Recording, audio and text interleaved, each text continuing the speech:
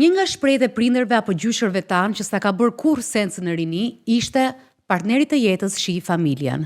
Na e thonin atëherë kur ne dashuronim atë çunin apo vajzën për mënyrën si buzëqeshte, si na shtrëngonte dorën krejt papritur poshtë bankës, si na surprizonte rrugës duke vjedhur një lule, apo si na shprehte dashurinë. E ndërsa ta flisnim me krenari për familjen e tyre, ne emocionoheshim se shinim tek ata babain apo nënën e ardhshme të fëmijëve tanë. Nëse ata nuk flisnin mirë, ne i përqafonim dhe ndoshta ndjenim kënaqësinë e të qenit shpatulla e vetme që do të kishin. Të dashuruar e të verbuar në përfytyrimet tona, familja e tjetrit kishte rëndësi vetëm në takimin e parë, sepse ai takim do të thoshte që dashuria jon nuk do ishte e përkohshme, por po kalonte në një lidhje serioze. Pastaj se çfarë ndodhte në pjesën tjetër të jetës, pak rëndësi ka patur për ne. Mesatarja e moshës së martesës së parë në Shqipëri, edhe pse i është afruar të 30-tave këto 4 vitet e fundit, ka qenë për shumë dekada në kufirin midis 22 deri në 28 vjeç. Këto janë vitet kur ti kupton për herë të parë përgjegjësitë tua në jetë. Atëherë fillon mëson se çfarë është puna, çfarë është një marrëdhënie serioze, çfarë është familja dhe je biologjikisht e pa përgatitur sa të lejohet edhe padia, siç të tolerohen edhe ëndrat. Pastaj vjen goditja. Kupton se ata, pra partneri apo partnerja jote, nuk janë një entitet i pavarur, po vinë në të përditshmen që e ndani bashkë me të gjithë genet e trashëguara të familjes së tyre. Vinë me bagazhet e një jete që i ka nisur në nënhyqmin e 2 njerëzve krejtësisht të rritur e të edukuar ndryshe nga familja jote. Vinë të formatuar me zakone, vese e virtyte të përvetësuara nga një fëmijëri shumë larg ndoshta në distancë apo në kulturë nga jotja. Ti rrugës mëson që prania apo mungesa e nënës apo e babait në jetën e tyre ka ndikim të përditshëm në zgjedhjet që partneri apo partneria jote bëjnë. Ajo dashuri e madhe që ai kishte për nënën dhe ti e romantizoje aq shumë në fillimet e dashurisë, papritur e kupton që është thjesht një lidhje toksike, ku mamaja nuk do të humb kontrollin mbi të birin. Varësia e babait të tij ndaj alkoolit mund edhe të rikthehet tek i biri në një formë tjetër varësie. Viktimizimi i nënës së tij apo saj në fëmijëri do sjellë në shtëpinë tënde një partner të dhënuar nga ndjenja e detyrës dhe shpesh të pajustifikueshme deri në keqpërdorim nga familja e tij. Partneri arritur nga një nënë që gënjente gjithmonë babain ose ulte atë, mundet edhe ajo të jetë po aq e zonja për të fshehur gjëra dhe për të mos u shfaqur kurrë e sinqert. Kur bëhesh prind, përballesh edhe me një shok tjetër, disniveli kulturor i familjeve. Nëse je rritur në një familje të etur për të mësuar, për të edukuar, me ambicie për të bërë përpara, dhe tashmë je bërë pjesë e një familje që jeton me konspiracione dhe fajson gjithë botën për pafsinë e saj, çdo ditë më shumë shqetësohesh që fëmia yt të mos u ngjajë atyre. Dhe fëmia i vogël i shkret naiv nuk kupton pse rritet më i afërt me tezet se hallat, apo pse sa herë bën gabime, i thuhet duke u shfryrë nga një prind që ai ngjan nga raca e prindit tjetër. Përplasjet mes familjeve të prindërve tanë bëhen edhe ato pjesë e formimit të identitetit tonë. Dhe sa më të forta janë këto përplasje, aq më shumë plag marrim ne me vete. Unë personalisht them që dashuria duhet të rrijë ashtu siç është, e çmendur dhe budallaqe, por them me bindje që edhe martesa është fat. Jo gjithmonë në fakt familja pasqyron sjelljen e partnerëve. Ka shumë histori ku traumat kanë rritur partner të jashtëzakonshëm, të cilët i kanë superuar dhe janë bërë shumë herë më të mirë se paraardhësit e tyre. Por në përgjithësi fatkeqësisht nuk ka kaq shumë heronj, apo kaq shumë të ndërgjegjshëm për të mos përsëritur gabimet e prindërve të tyre. Madje në një shoqëri si e jona, ku mbetet ende kërcënim kombëtar që të analizosh e të demistifikosh familjen, ku figura e nënës mbetet e papërlyer edhe kur ajo realisht ka bërë dëme të parikuperueshme te pasardhësit e saj, vështirë ende që të guxosh të krijosh një mentalitet të pavarur nga ajo çfarë ke mësuar. Dashuria është emocion dhe kimi. Është e trisht të mos e provosh të paktën një herë të budallepsesh nga dashuria për aq kohë sa zgjat. Por martesa është e gjithë jeta jonë. Është edhe jeta jonë pas vdekjes, sepse janë fëmijët ata që do të trashëgojnë pengjet apo traumat e pasgjidhura nga lidhjet tona të gabuara.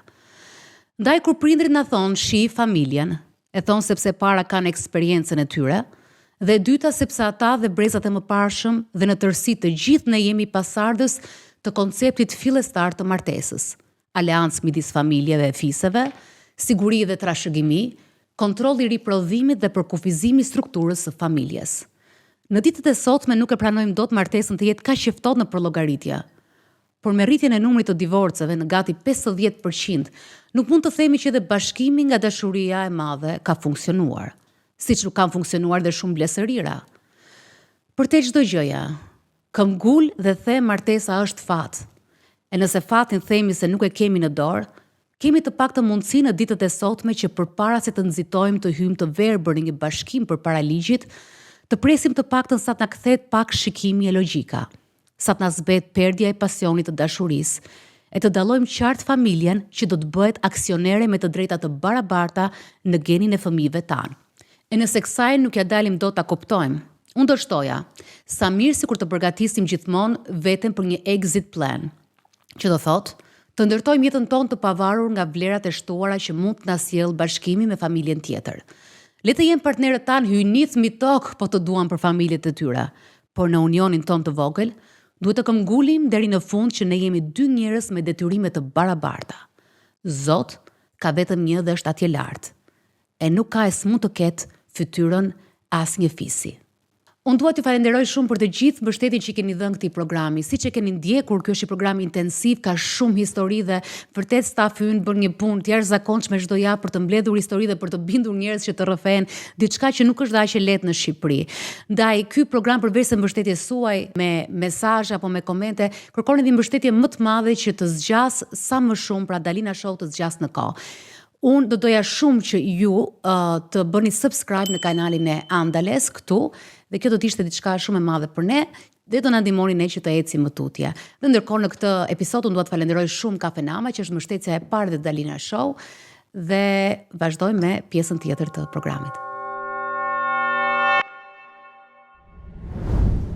Jona, si e? Mirë, si e. Shiko, sot është e çuditshme sepse studio sot është bosh. Se ne në fakt shumë e kemi nisur programin, pastaj njerëzit erdhën vetë, dhe në fakt sot duhet të ishte studio e mbushur që të gumzhinte, sepse tema është familja tjetër. Dhe kur thua familja tjetër, në 70% të letrave që na nisën, dhe që është shumë e besueshme, ishte vjera. Dhe kur hap një temë për vjerat, janë pafund historitë. Pra këtu duhet ishte plot me njerëz që flisnin për vjera dhe vjera që flisnin për nuset. Do të ishte një super show. Por ky është programi i parë deri tani që nuk del asnjë me portret, përveç se do të kemi një histori të një zonje që falenderon vjerën sepse do shumë, ka një lidhje shumë ngushtë me vjerën. Të tjerët kanë refuzuar edhe me z, me të ndrojë dhe zëri, dhe pra vjera është që nga më e frikshme vjera se sa disa mafios që përmend Artan Hoxha. Mua më ngeli në mendje një fjalë profesorin Neli Demi javën e kaluar, që në fakt edhe kur e nxorëm në trailerin e emisionit për adoleshentët, direkt reaguan njerëzit dhe që thoshte që gratë janë shpesh mbajtëset, pra ato që e vazhdojnë dhe e ruajnë patriarkatin. Më bëri shumë përshtypje kjo, sepse është dhe kjo anë që ne kur na merr ai vala feminizmit nuk e shohim tamam këtë gjë, se refuzojmë ta shohim dhe gjithmonë, pse ja meshkut kështu, pse ja meshkut kështu.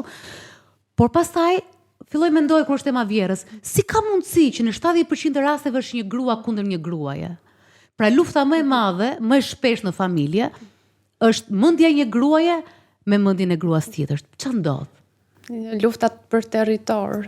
Ne e kemi temën familja tjetër, por në fakt duket sikur është vjera dhe nusja tema më specifike.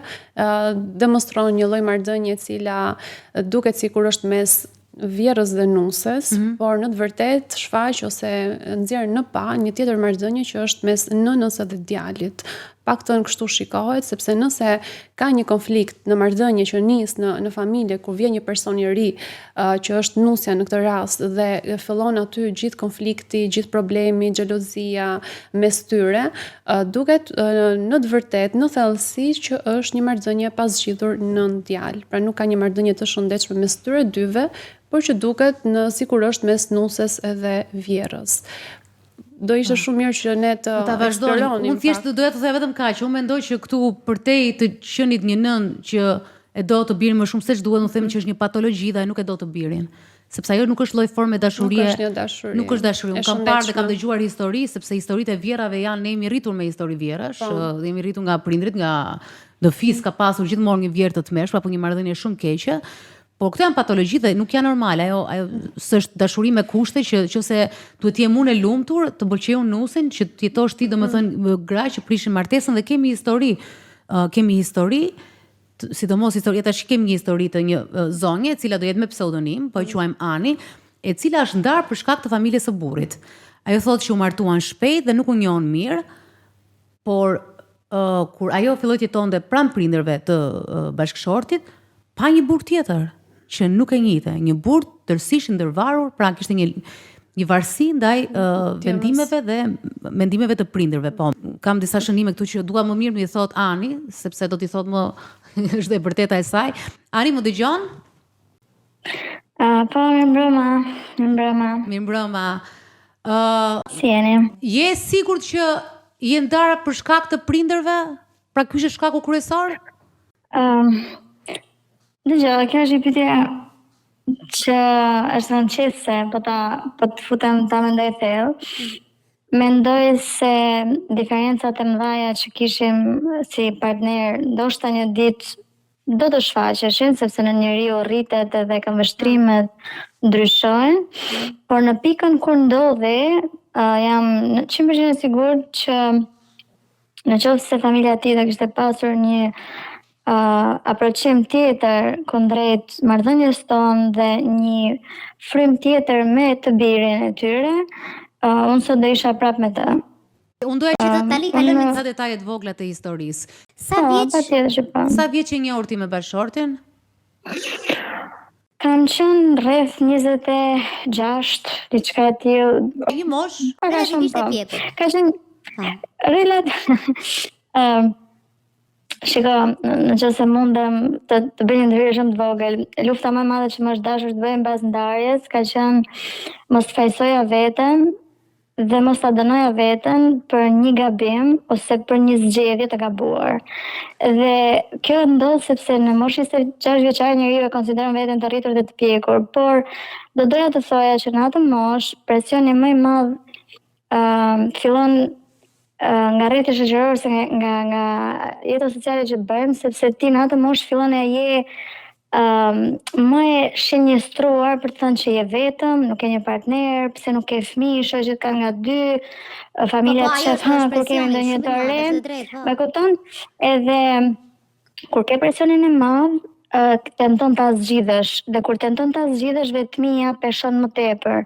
Mendoj se në atë kohë unë këtë lloj presioni që nuk më është bërë drejt për drejt, po i pavetdijshëm edhe gjithashtu vetmia më ka nxitur që është si ai jeturi që në rastin më të parë që gjen një gotë ujë, nuk arrin ta shohë, ja ka hedhurina në fund të gotës, sa i pastër është çashtësia ka dhe thjesht e merr, do ta pi sepse ka etje.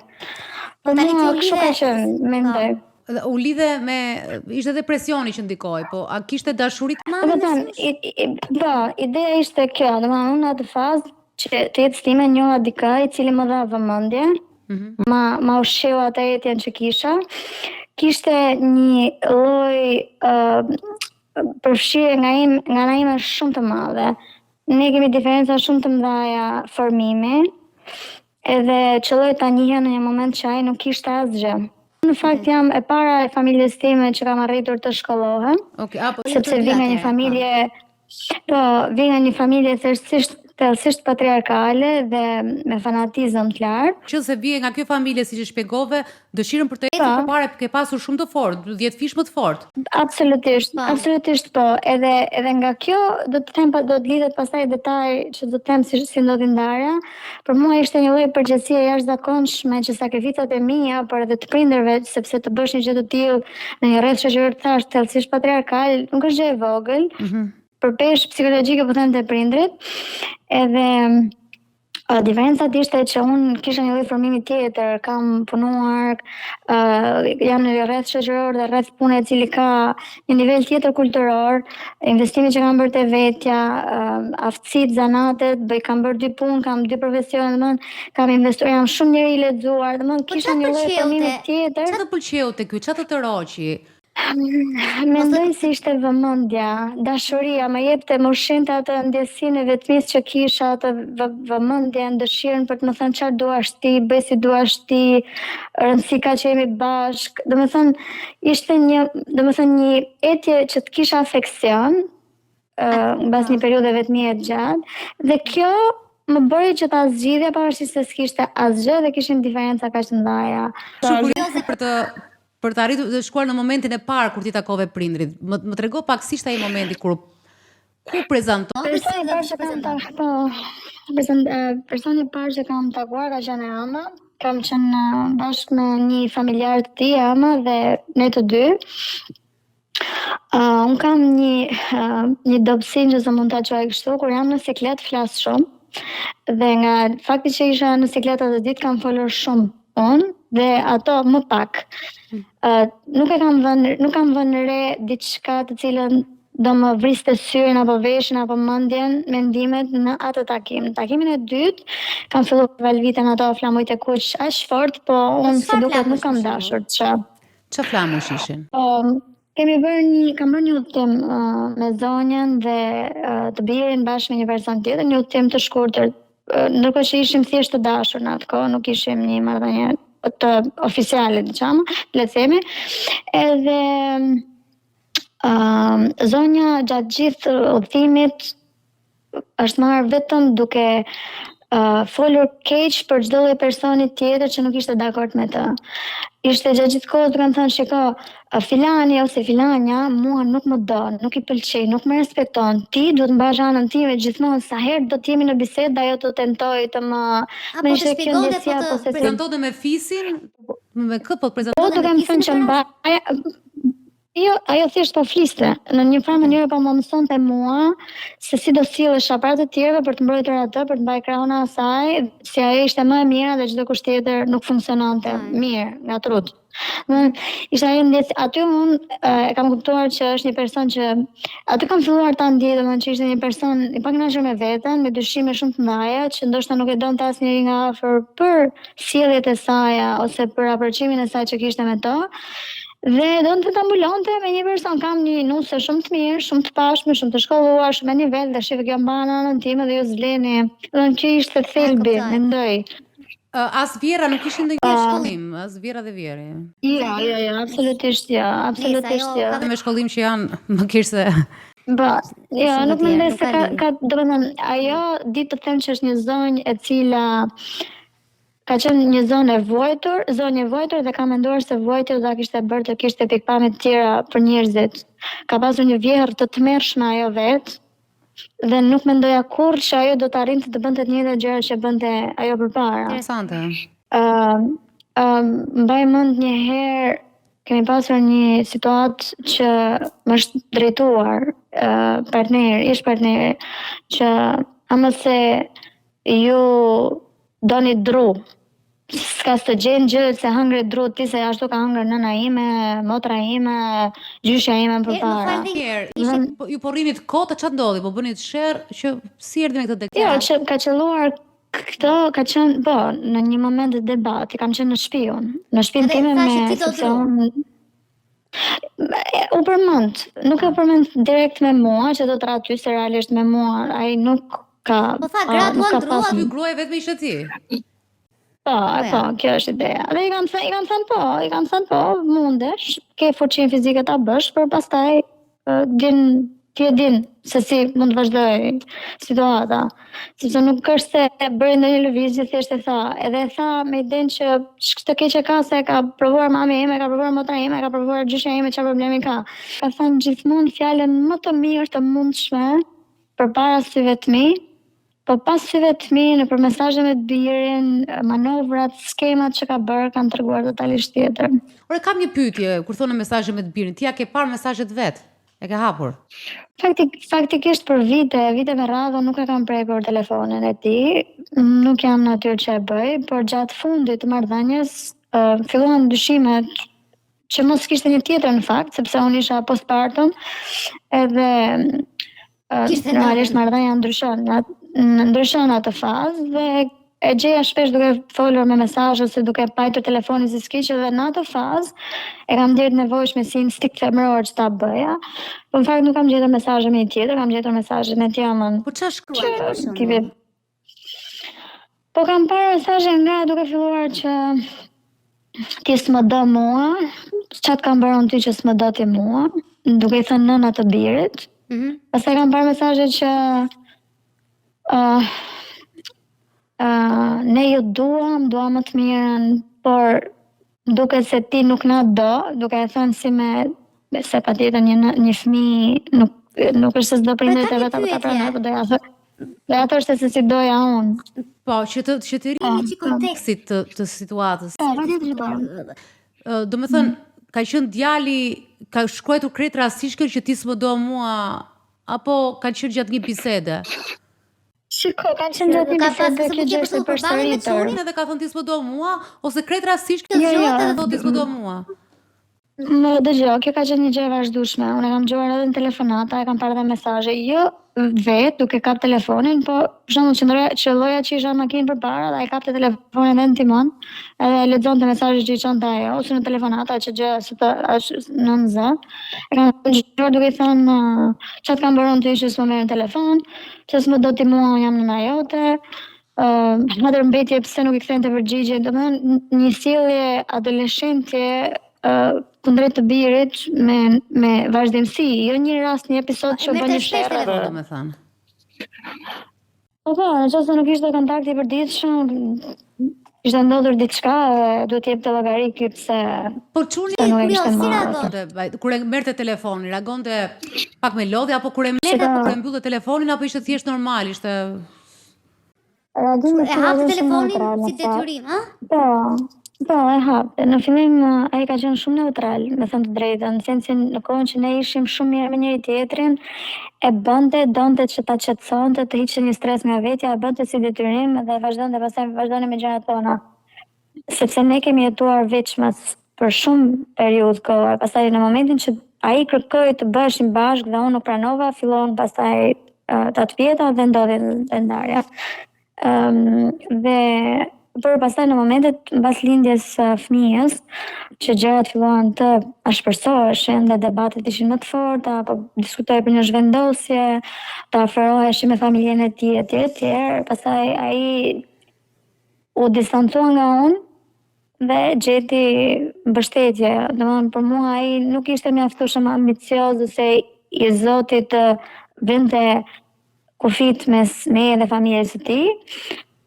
Ndërkohë që familja e tij thonte totalisht tjetër gjë dhe normalisht atij i pëlqente më shumë t'i krijojë egoja se sa të kritikohej nga unë. E normalisht shkonte dhe strehohej te ajo, pastaj te Jati, te Ama.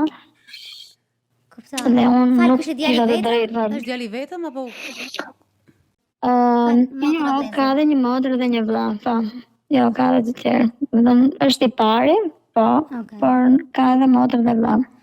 Po, pyetje për të kaluar pastaj pak tek Jona, një pyetje kështu praktike. Ju jetove me ata, por shkove të jetoj dhe pastaj u ndave?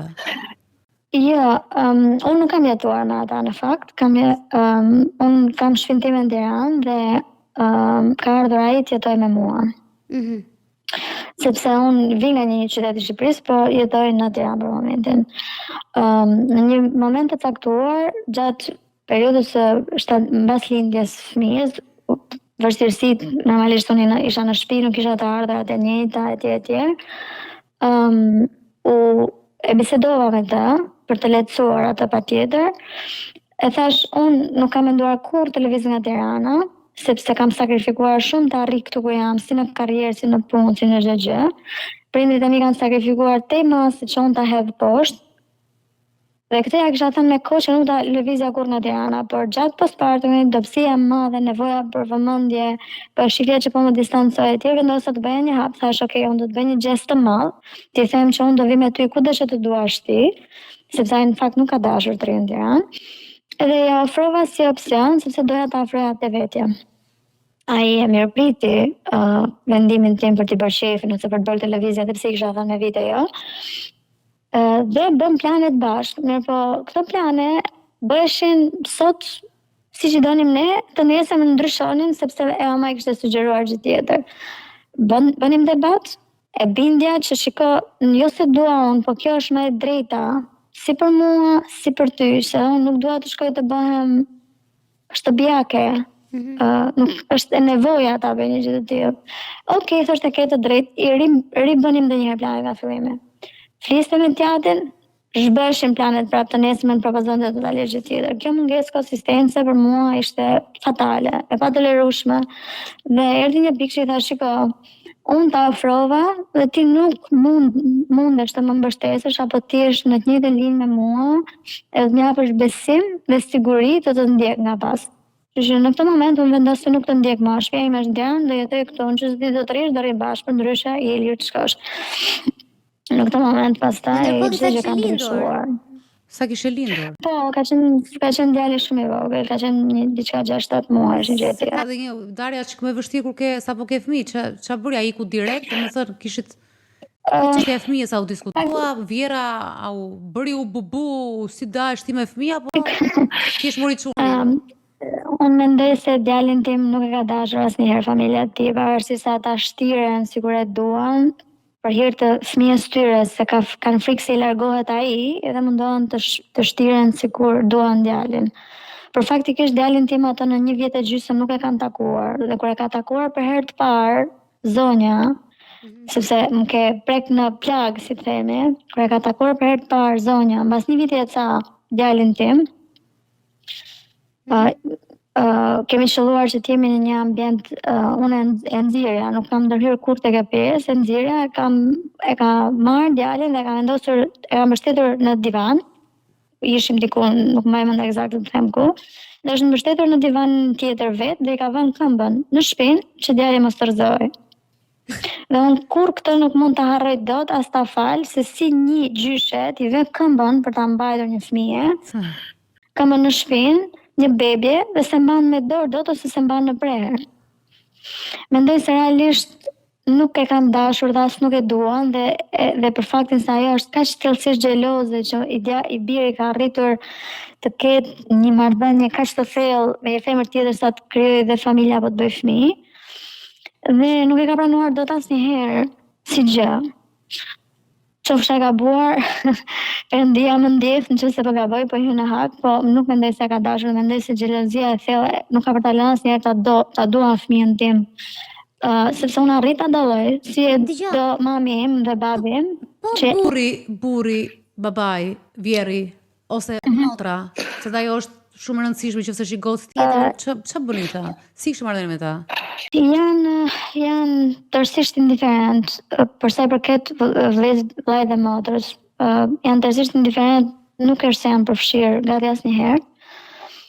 Janë njerëz të ftohtë, janë njerëz nga ata tipat që shikoson dua të relaksaj situatës se vuaj tepër dhe nuk mundem ta përjetoj kaq shtellë, egoizmi në kulm.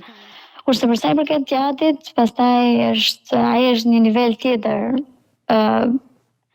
Toksiciteti dhe frymet e shembulli i keq. Unë nuk e kam parë kur atë mashkull ndonjëherë në 10 vite gati lidhje, marrëdhënie, martesë, lindje të tjerë.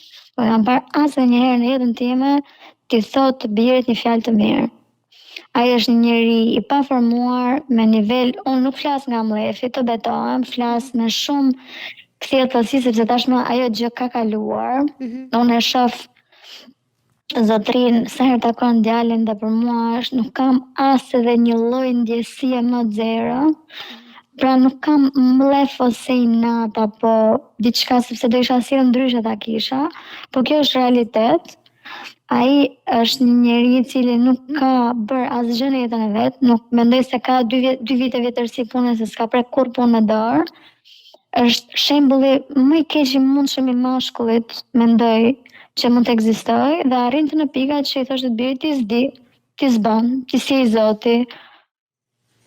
Mua gjithmonë më ka pëlqyer lidhja e fundit, se realisht duhet që të kaloj jonës. Po jam shumë kurioze për çfarë hanin këta? Pra, djali s'punonte, ç'a ushqeshin?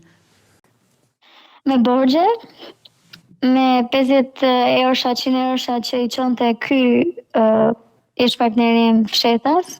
Unë në fillim i thoja që mund t'ja falësh mamit ti 50 euro, se s'ka problem, do ta falësh dhe unë timës, ja falë të tënde se ne kemi rroga. Se me të lënga aty të prindërve. Se mos ta kënaqim. Nga unë jo, po se cili nga ne kishte rrogën e vet, dhe patjetër ai nuk është se më tregonte mua për pikërisht sa merrte çdo muaj. Ai ne bashkëpunojmë, nuk kam lënë kur që ishte i papunë apo vetëm kur e njohe. Këto, në fillim ka qenë i papunë që nuk ishte asgjë në Terezi dhe pastaj bashkë arritëm t'i sistemonim gjërat, Po më vonë ka punuar një punë të thjesht, por ka pas rrogën pagesën e vet dhe ne ja kemi dalë, unë nuk kam lejuar kur që para të futet në marrëdhënie apo në familje si problematik. E kam zgjidhur gjithmonë sa herë kishte vështirësi, e kam zgjidhur vetëm që mos të diskutohej, jo ti harxho më shumë, jo harxho më shumë. E vinte puna për të falur 50 eurosh dikujt, e kam qenë mos e bëje të lutem. Por pastaj me kalimin e kohës e kam parë që nuk ishte më transparent, për të kam gjëra të thotë që për shembull zemra do ja fal 50 euro të filanit. Jo, ka qenë pastaj filloi ta bënte fshetas. Unë e dalloja që i jepte atyre, se s'kishin për të ngrënë dhe janë kohëshin shumë. Unë mbaj mend një rast, i kam ftuar, kam thënë i dashur, të kam shumë dëshirë e shifja divergjencët që kishim me familjen e tij, tha dashur, kam dëshirë që të shkojmë diku me familjen tënde. Merë mamin e babin, thuaj, hipi makinës, shkojmë në Vlorë të haram një drek. Është në shpenzimet e mia. Kam shumë dëshirë. Dhe më ka arë në shtëpi, më ka thënë shiko, se fola me prindrit, po s'është se kanë shumë qejf, se është moment pak i vështirë. Dhe i kam thënë çfarë, kam thënë, më fal, po më thua që është mirë që t'i jap ato 100 eurosh në kesh në dorë t'ja japësh, se sa të shkojmë të hamë një drek bashkë, dhe më ka thënë, ne, pak a shumë ashtu. E kam marrë 100 eurosh, ja kam dhënë dorë dhe e tromaksur në thojza për gestin, sepse me vërtet mund të ishin vështirësi, po nuk donin të punonin, nuk është se s'kishte mundësi të punonin. Do e merrnin punën, e bënin një muaj, e lija, jo po se më dhem këtu, jo se më dhem aty, jo po se jam kështu, jo po se jam ashtu, ishte më e thjesht. Ne më bëri përshtypje pjesa e faktit që zhvjera juaj ka dashur të krijojë një aleancë me ju në fillim. Po, absolutisht po. E ka dashur ta bëjmë. Si ke reaguar në ato momente që ke parë që ka dashur të afrohet? Dëgjoj, në ato momente e kam duke ditur që është një grua e vuajtur, e kishte kaluar shumë, se kam marrë informacion. Shqipëria është e vogël dhe ne gjithmonë e kemi si zakon të pyesim për njëri tjetrin para se të bëjmë veprime të mëdha, sidomos familjet patriarkale që ku ne jetojmë. Unë kisha info mbi të dhe dija historinë e saj, dija që ishte një grua e vuajtur, si në familjen ku kishte shkuar si nusa ajo në atë kohë, si për bashkëshortin e saj që ka qenë, le të themi, i dhunshëm, për ta as pak i respektueshëm ndaj saj etj. Dhe në fillim e kam besuar gjëra që më thoshte, dhe thoja o zot sa e vuajtur ka qenë, sa edhe këta i kthehen kundra, partneri nuk e mbështet etj, dhe kam thënë po, mua më ken krah, mos i merr. Kanë qenë më vonë pastaj momentet që unë kam filluar të shoh se faktikisht njerëzit i vjeshin kundra, jo pa qëllim, po prej skemave apo fjalës së rëndë që thoshte, apo fakti që donte shiste mend pa pas asgjë dhe të ishte ndërkohë kur ajo kërkon të afrohet.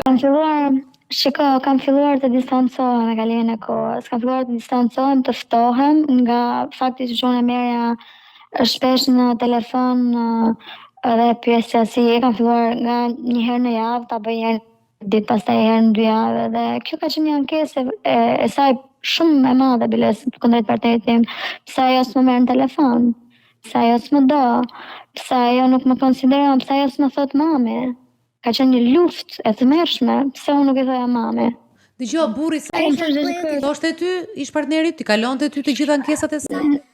Në fillim i ka pas e bënte, sa bënte pa vetdije, që çfarë po bënte, nuk arrinte ta kuptonte se sa probleme po krijonte në atë mënyrë dhe e bënte. Unë nuk është se kam reaguar ndonjëherë keq apo në fillime, po pastaj me kalimin e kohës jam kthyer dhe i kam thënë mos më kërko t'i them mami, se nuk do t'i them mami. Kam një nën, e kam gjallë,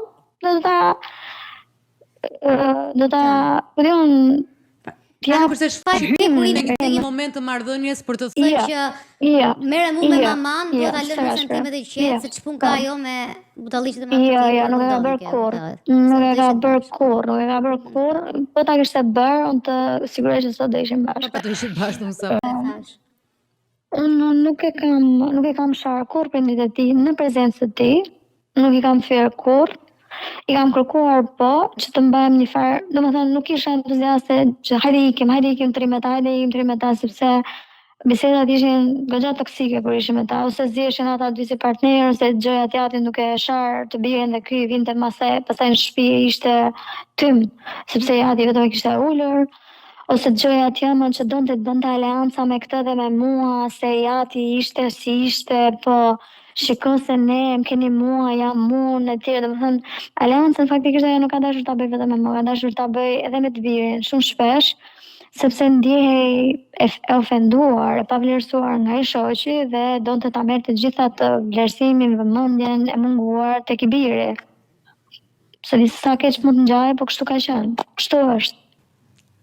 Po ndryshimet mes në formim që the pak më herët keni me partner. Mendoj se kjo ka ndikuar shumë, pasi unë kam ndjerë për një farë periudhë kohe një lloj ndjesie sfide, pse ti merr rrogë më të madhe se sa e marr unë. Mund siç të thash, nuk kam lënë paran kur të futet në mes.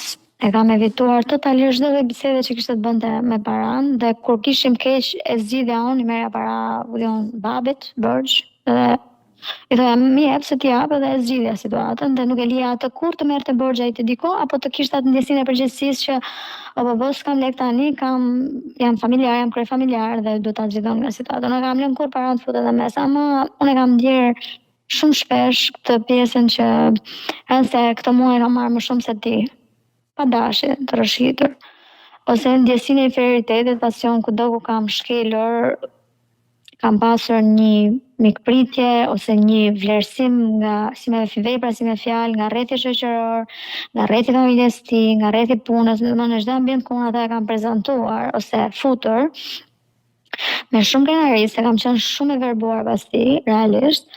Ai kishte atë ndjesinë e inferioritetit, se i ndjej vetja sikur ishte pa përshtatshëm për rrethin ku unë isha. Në fillim e ka bërë për hatër, më ka ardhur, më nuk më ka prishur shefën për asnjëherë, po me kalimin e kohës, pastaj e ka kërkuar dhe e ka vënë në zbatim që të përpiqej ti evitonte këtë nga rrethi im. Ka gjetur, më fal, se kur po thua këtë, se si ka ndjer inferior, ndërkohë është ndjer inferior edhe nga jati vet. Është ndjer inferior edhe nga komfortin ta lloj ndjesie që kanë atje, domethënë është më mirë të dhunohet, të vazhdoj, si thua, një lloj dhunimi psikologjik aty ku ai e njeh atë lloj dhune.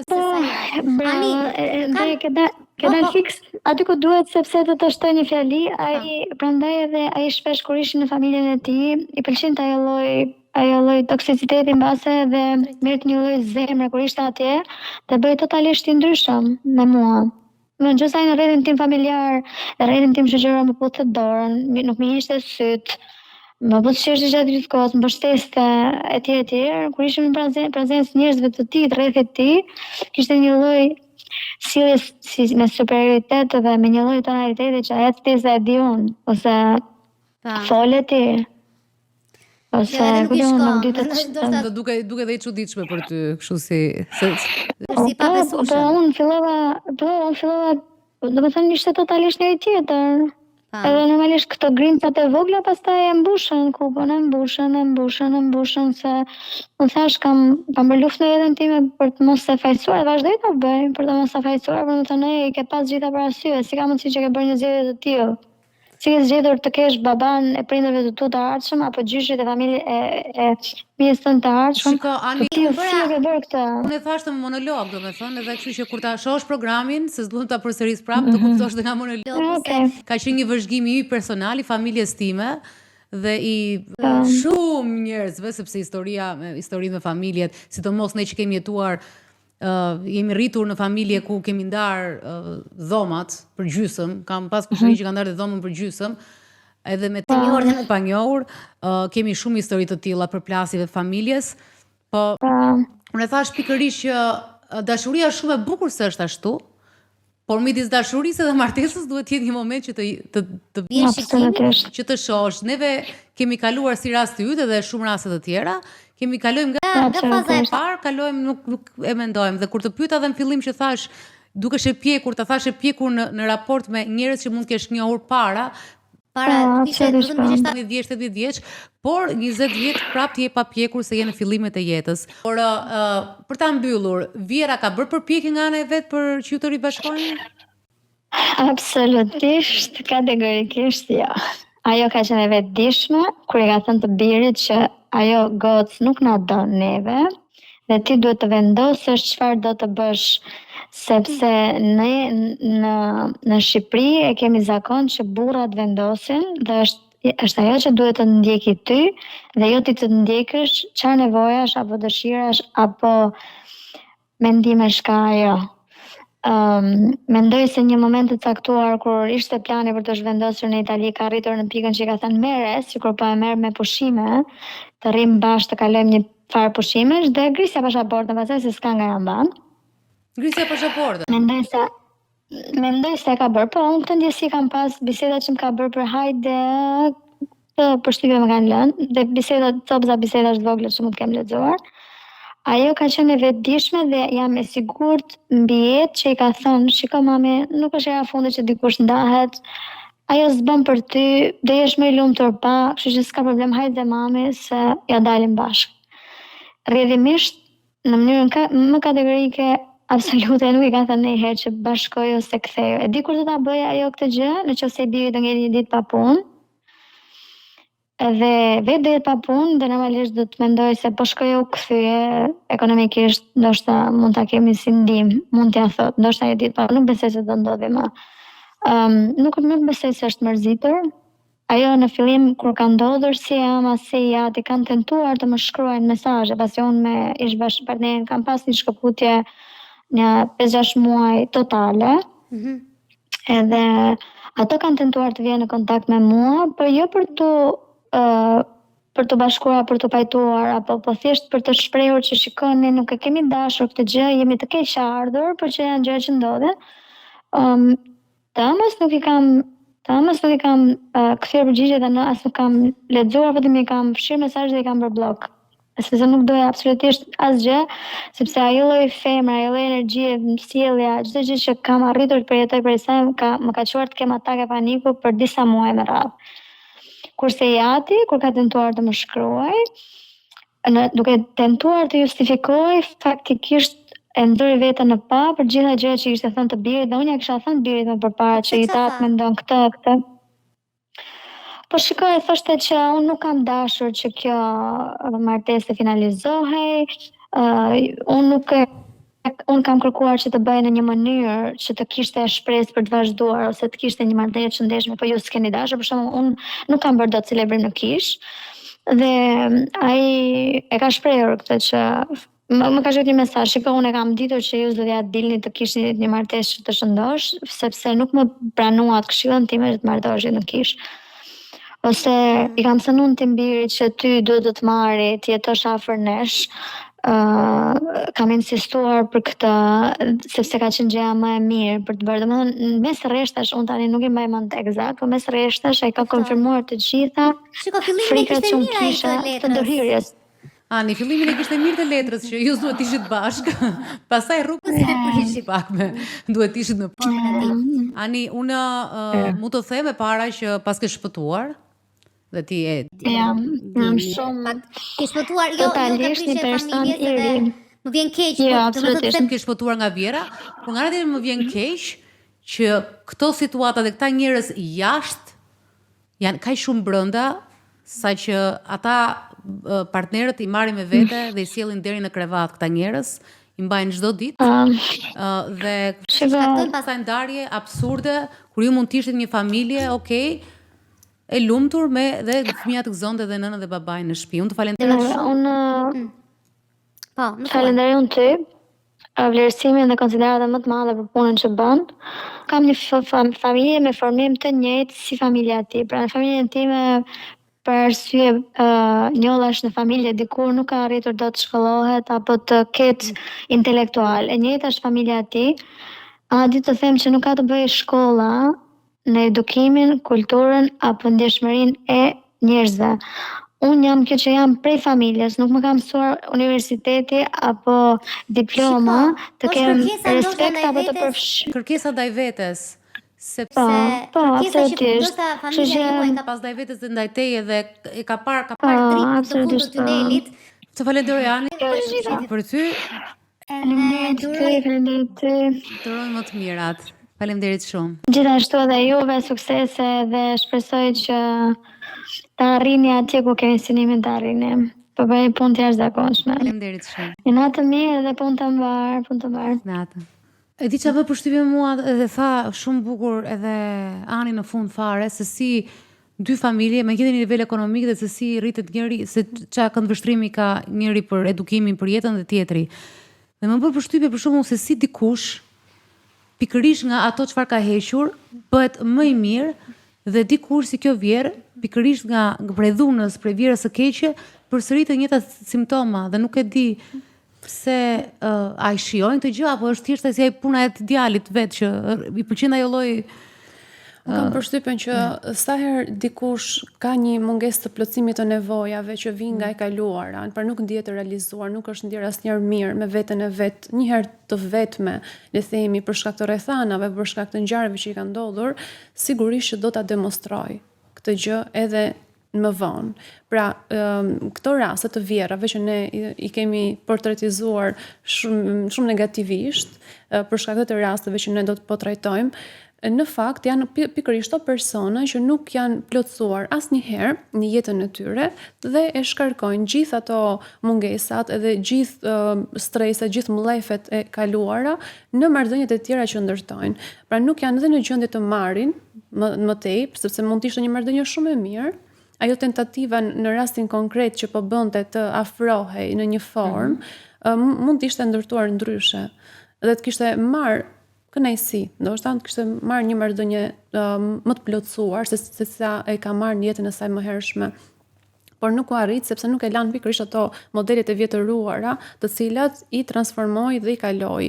Nuk ishte vetëm me nusen, është me djalin, një gjë e cila vura re nuk është se kishte për shembull mbrojtur karshi burrit të saj që vazhdimisht ishte duke e mohuar djalin ose duke e vendosur në kundër sulme të, ti nuk mundesh, ti nuk doja dalësh, dhe këto fjalë janë shumë të rënda ti dëgjoj një fëmijë, por sulmi i saj ishte kundrejt nuses, jo kundrejt partnerit, burrit të saj në këtë rast. Pra këtu është një gjë që ne themi ajo familja që ne predikojmë aq shumë jashtë, themi familja ime, familja mbrojtës ndaj familjes time.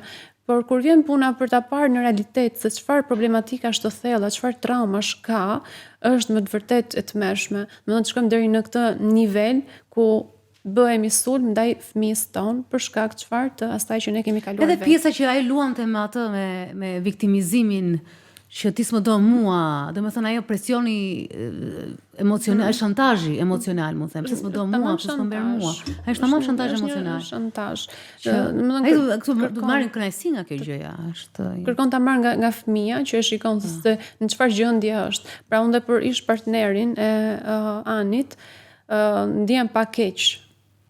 Sepse pavarësisht se ai është një adult, është përgjegjës sigurisht, duhet marrë një vendim, por duke njohur pak në këto detaje ndihem keq sepse ka një baba që e sulmon gjithkohës dhe një nën që kërkon ta shfrytëzojë gjithkohës për të plotësuar ato nevojat e dhe Ani ndjente keqardhje. Domethënë Ani ishte gati të lidhej me atë, nëse s'do ishin ata. Dhe shikojmë pak edhe këtë detaj tjetër që ai ia plotësonte nevojat emocionale Anit në fillim të marrëdhënies. Ndonjëherë neve ato që kemi nevojë vetë ti plotësojmë vetes, ja plotësojmë tjetrit. Dhe ndoshta këto kanë qenë ato nevojat që ai ka pas vetë si fëmijë vogël brenda dhe tani si adult i madh jashtë, po e tillë është dhe ne duhet të ballafaqohemi me këto të vërteta shumë të tmerrshme të familjes. Por kam një pyetje në lidhje me marrëdhënien e nënës këtë më ka thënë një miku im, mashkull, para shumë vitesh. Madje kur isha në Amerikë dhe po diskutonim për familjen shqiptare dhe më ka ngelur, ka thënë që nëna tha, duke qenë se nuk shumë nëna shqiptare, duke qenë se nuk kishin marrëdhënie të shëndetshme me burrat, e kalonin gjithë kontrollin tek fëmia. Dhe ai ishte çunqë. Domethënë edhe ai kishte shumë marrëdhënie me nënën e me babain. Dhe nuk e di tha çalloj edukimi kështu disfunksional kemi ne, sepse dhe ajo mënyra se si nëna e ka mbrojtur, i ka ndenjur, mënyra se si gjithë dashurinë ka krijuar një marrëdhënie me djalin, posesive, posesive. Pra kishte, ndoshta edhe fitoria e saj dhe edhe fakti që shumë ishin dhe pa punë, edhe fitoria dhe krijesa e saj. Pra gjithçka e derdhin tek djali, vetëm duke evituar burrin. Edhe fakti dhe shumë çifte në Shqipëri për shumë kanë pasur dhe gratë fshinin çdo gjë nga burrat, pra nuk ka qenë një marrëdhënie unison për djalin. Haj se rregulloj unë mirë. Lëre se tha babi atë, po ta rregulloj unë në darkë. Da bëjmë ndryshe, s'ka gjë, se si themi babit të radhë. Pra kjo gjëja është e gjitha disfunksionale dhe krijon një raport që nuk është një traumë e madhe e cila duhet zbërthyer aq shumë, ka shumë kompleksitete që vijnë nga individ të ndryshëm që e krijojnë gjithë marrëdhënien që duket së jashtme. Trauma që vijnë nga çifti nuk mjaftojnë, por duhet edhe kjo që vjen nga prindi, që futet në mes edhe bëhet më komplikuar situata. Është marrëdhënie shumë egoiste. Domethënë të derdhësh të gjitha ato shqetësimet e tua tek fëmia për të plotësuar të ndjer kënaqësi, se Dalina pak më herët a ndjen kënaqësi ky person. Merr kënaqësi për saj, merr kënaqësi duke i dhënë vetes rëndësi. Gjithçka çka ka. Është të gjitha. I pjesë e njerëzve se unë përmend gjithmonë Shqipërinë dhe them që gjithmonë duhet përmend Shqipërinë se për të po flasim, por natyrisht lidhja e nënës me djalin është e studiuar që në kohën e Greqisë së lashtë. Po ndoshta atë lloj ka një gjë në fakt te kjo marrëdhënie me që e prek marrëdhënien nënës me djalin që nuk jo vetëm me nënën dhe djalin, po edhe me vajzën. Nuk ka një ritual cila mund ta bëj këtë diferencën e kur fëmia bëhet adult, që duhet të merr vendimet vet, duhet të zhvendoset nga fokusi i familjes, të mos jetë në nënvarësi. Nuk ka një ritual që e ndan këtë dhe në të vërtetë është kuptuar pak i dhimbshëm, sepse nëna nuk di si të reagojë kur ikën fëmia, edhe fëmia vet nuk di si të reagojë kur ikën prej familjes. Është menduar që është martesa rituali që e bën këtë ndarje, por me sa duket nuk është, sepse ato martohen edhe përsërisht vazhdojnë të kenë të njëjtën ndërhyrje. Dhe sidomos që shumë nga taksirati duhet jetojnë bashkë me prindrit. Po. Dhe në ambiente të vogla, se s'po flasim për vila gjigande. Ndërkohë, unë do të kthehem prapë sepse kisha një intereson shumë të flisja një çik për këtë pjesën e mashkullit që nuk merr dot vendime. Sepse ai në fund të ditës mundi thonë mama stop, baba stop, vlla stop, kjo është gruaja ime. Dhe ai fjalia kur e kanë thënë, se na e kanë shkruar në disa komente, që morën shumë like, është një gjë kështu, zgati filmike, shumë e bukur, se nuk kanë dhënë stop edhe burra më të fortë, të suksesshëm, si ka thënë do stop, sidomos mamit ose babait, ose ky portretizimi që kemi ne, dhe kështu na ka rritur që mos i kthej kur fjalën babit, mos i kthej kur fjalën nënës, por unë do flisim pak më vonë. Ne do kalojmë në historinë e Aldës, pseudonimi i saj është Alda. Kjo është histori shumë interesante sepse trajton një temë tjetër që është një temë shumë e përhapur, që edhe ajo shkakton përçarje dhe që përdor dhe keq përdor, që është leku. Pra familje që e shohin se kërcënim hyrjen e nusës, sepse mund të ha nga lekët e tyre. Dhe kur nusja ka lek, prap do të thënë këtu është dhe ironia që edhe ata bën lek edhe prapë leku pra është një temë që përdoret shumë. Dhe jo vetëm, dhe këtu ishte jo vetëm Vjera, gruaja, mamaja e bashkëshortit që ishte pengesë, por dhe kunata tjetër, pra nusja e djalit të madh, e vllait të burrit. Kështu që shkojmë në temën, dhe kjo është shumë e përdorur madje edhe në prallat e moshme shqiptare, kunatat që jetojnë brenda një çatie dhe betejë e tyre. Dhe është shumë interesante dhe gjithmonë gratë e çuditshme. Sa gra, sa luftë, lodhen shkretat. Alda, më dëgjon? Të dëgjoj Dalina shumë mirë.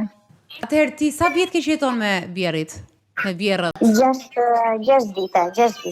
6 vite jetoni në një shtëpi. Po. Këtë vendim, pse mori të jetoje me ta? Ç'a ndodhi? Në fakt, unë jam rritur, jo vetëm unë, por gjithë jam rritur me ato opinioni që në jetë ne lëm një familje dhe gjejmë një familje tjetër. Edhe gjithmonë kam menduar që të jetosh në familje ndoshta është gjë e mirë, për të mos i lënë ata vetëm, sepse bashkëshorti im është djali i vogël, edhe ideja që mos i bënin ata vetëm, e kupton? Dhe kishte një zgjedhje me dëshirë më të madhe, e kupton, sepse kur unë u lidha me bashkëshortin tim, isha emocionuar për gjithçka që më priste përpara. Për të njohur familjen. Sa vjeç ishe ti kur njove? Unë isha 30 vjeç, 29-30. 30, okay. Mendoja që ajo isha shumë domethënë emocionuar për familjen e re që do njihja dhe do ishte familja ime, po realiteti nuk ishte as pak që kisha menduar. Se në vend të mirëseardhjes, unë hasa atë dyshimin, stofsinë dhe një lloj muri që më bëri të ndjesha dhe huaj, e kupton? Po pse ndjeve këtë? Çfarë mendon se kishe ti që u bërë direkt kërcënim? Atë ndjeva se sa ta mendonin që unë atë periudhë kisha një punë shumë mirë. Dhe ata nuk njihnin dhe nuk e dinin shumë puneve, dy punë, isha një pozicion të okej dhe mendonin që unë isha personi që kisha ardhur të haja lekë të familjes dhe kishte me di që ato e kanë qarta si fare, pas një lloj dyshimi dhe hezitimi, e kanë thënë vetë ballë. To ki kanë lekë si familje? Të bëjmë një pyetje kështu popullor që fare? Kanë me lekë? Kanë qenë, po tani s'janë mose.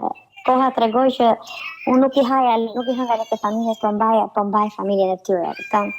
Unë sot kam edhe një vajzë vogël, po megjithatë, domethënë kjo ftësia dhe reagimi që e erdhi ishte më shumë se konata, mosja e konatit tim.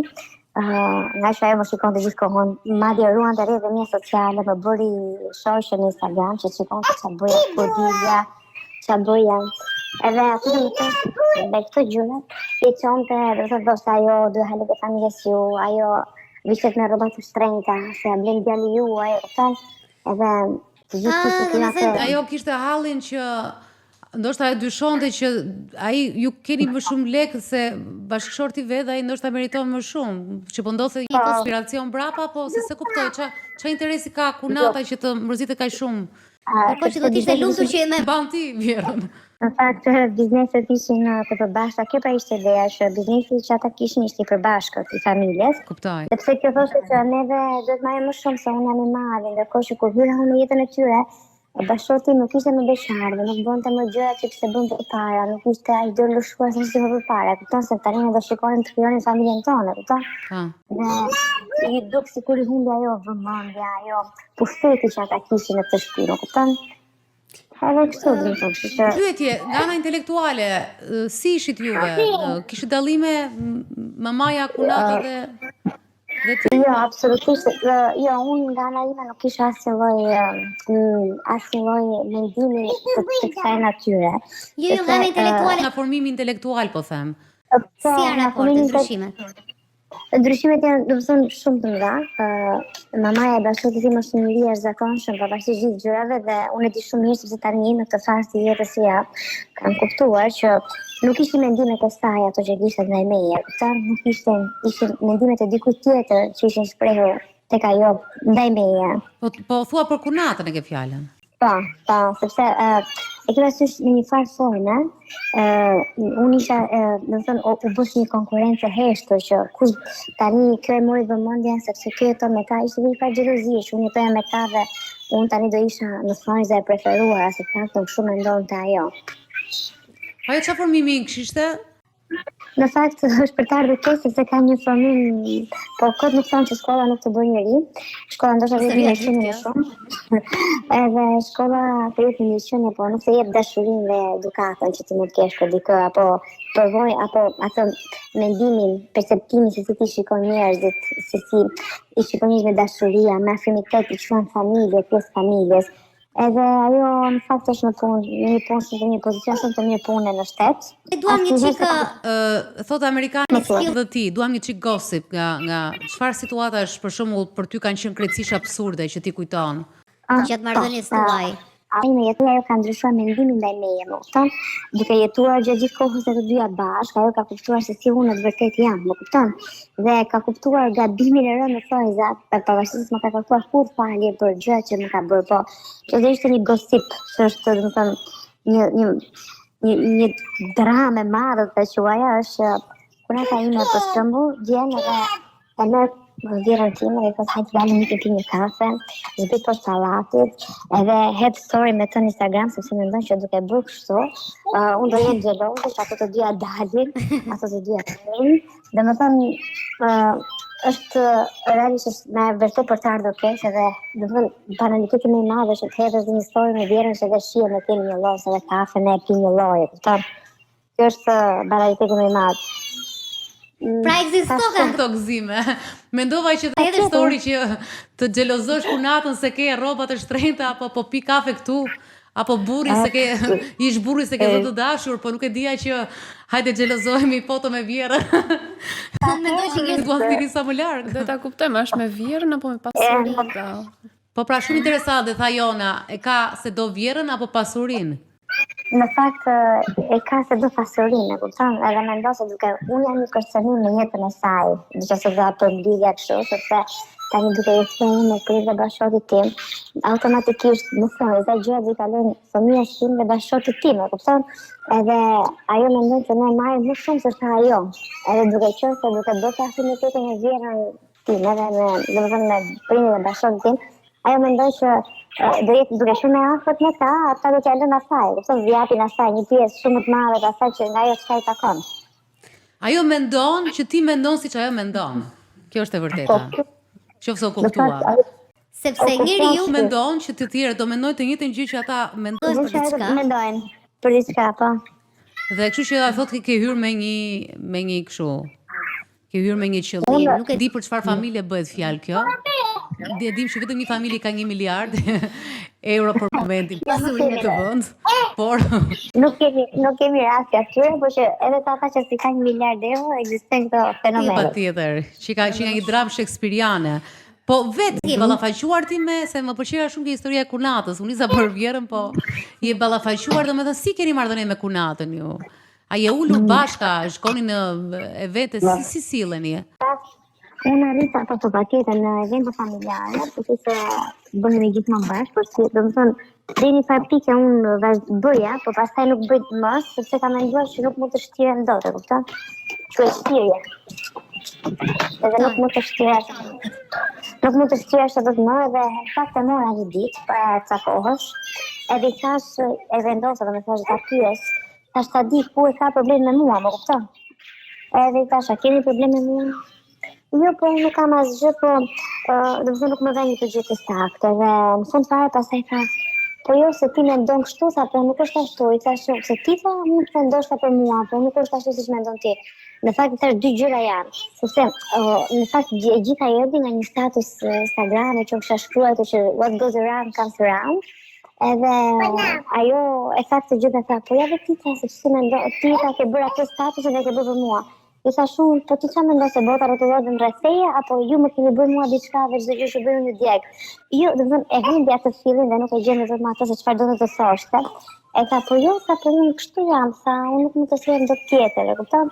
Ti është ti ke ardhur pas meje këtu dhe duhet të qëndrosh gjithmonë pas meje, e kupton? E zorri atë çka po bluante në veten e saj. Që unë si ka marrëdhënien, jam kurioze. Burri sa të dy vëzë dhe një fakt pike kishin shumë okej, pastaj xhelozia sa shkëndej aty sa i thotë bashkët e vet që ti s'ke punë vllajën tonë, se do t'i flasësh aty kur nuk flas me të, se ajo nuk flet me bashkëtorën tim, sepse ai që kur ka gjetur disa mesazhe domethënë në kompjuterin e bashkët të punës, që ajo kishte marrë një foto time dhe dërgonte bashkëtorët vetë dhe thoshte kjo do t'ua haj pasurinë ju, edhe që aty domethënë ai shkëputi fare marrëdhënien ato dhe tha ajo për mua ka vdekur. Po, që ka kapur foto vetaj se... Po me vllajën si ishte... Po ti kisha thënë, nuk më besonte mua. Po, nuk të ta besone. Po me vllajën... 2 vëllezërit si kanë marrëdhëniet? Marrëdhënie standarde, po shëndeten, e kupton? Tipike shqiptarëve që mos na bie në gjë e keqe që të vim dhe kur na bie keqja çaj, më kupton? Për njëri tjetrin. Dalina, kjo situata që familja e përbashkët, biznesi i përbashkët, puna e përbashkët, mendoj se çështja e problemi i vërtet qëndron këtu, që gjërat nuk ndahen, edhe krijon pasiguri tek 2 familjet, krijon një lloj konfuzioni se si do vazhdojmë me jetën tonë kur prindrit nuk do jenë më. Edhe këto çështje mendoj se janë thelbin këtu, që e shikojnë në shumë familje tjera. Pra, duam po s'duam, krijojnë këto problematika në marrëdhënie sepse ka pasiguri, gjërat nuk ndahen, ekonomia është e përbashkët. Nuk dihet se si merren këto para, si shpenzohen. Më thënë, gjërat duhet ndar, familja duhet ndar veç kur martohet. Po shiko, këto kanë siklet në Shqipëri, ke vënë re që kanë siklet madje të paguajnë edhe një noter apo një avokate ekstra për të bërë një dokument, sepse i quajnë edhe si ofendim apo shkelje sedre që të ulen të bëjnë kontrata. Këto në fakt janë biznesmen, pra kanë një biznes dhe në biznesmen ti e ke shumë të thjeshtë e justifikosh kur jep në biznes që se sa të lësh shtëpinë, kupton ato një nën që s'ka pas lidhje me biznesin, duhet lë një shtëpi që e ka marrë dhuratë në kohën e Enverit. Kurse në këtë rast kur janë biznese, bëhen ca kontrata, sa përqindje ke ti aksione, sa përqindje ka tjetri. Gjërat kështu mbeten të paqarta dhe vijnë pastaj në ditën ku ndodhin konflikte të mëdha që shkatrojnë përgjithmonë marrëdhëniet. Prandaj shumë e zakonshme kjo ndërthurja e familjeve me njëra tjetrën, duke mbajtur nga një kuptim familjen bashkë, por më shumë krijon probleme. Më thënë, ne duhet të bim në atë pjesë ku familja duhet të jenë të ndarë, secili për pjesën e vet. Prandaj nëse kemi një biznes përbashkët, gjërat duhet të jenë shumë të qarta. Ndryshe do apo s'do do krijojnë këto gjëra. O Alda, ti kur the që ajo mendon se ju do merrni më shumë, mendon se ndonjëherë ju është diskutuar nga prindrit? Nga patriarku i familjes që të ndodh me ju? Është diskutuar dhe gjërat në fakt janë ndarë. Edhe sepse punati ime ka marrë pjesën e tij që kur vendosi të jetonte me bashkëshortën e vet dhe deri i ka dhënë pjesën që i takonte pa i të blende një shtëpi. Dhe kjo është pjesa që ai i takonte edhe i tha që të kesh që më tani tash më ti nuk e ka marrë dhe biznesin që i takonte dhe kaq. Por duke qenë se ajo gjë që ai mori u bë pak e dëmshme, domethënë shkoj dështoj, ai gjë që ai po bënte, dhe biznesi që ishte aktuali i familjes vazhdon akoma të punojë dhe aty jam edhe unë pjesë që punoj bashkë me bashkëshortin tim. Edhe kjo ndoshta ka ndikuar shumë. Pra se ka një merat, një gjë që vazhdon, se ajo që është mbyllur akoma vazhdon. E ka intriguar dhe mendoj që ajo që gjëja që ka dështuar nuk funksionoi dhe kështu që tani duhet jemi pjesë edhe kësaj gjë tjetër, kupton? Por që gjëja ka ndarë në fakt në fillim.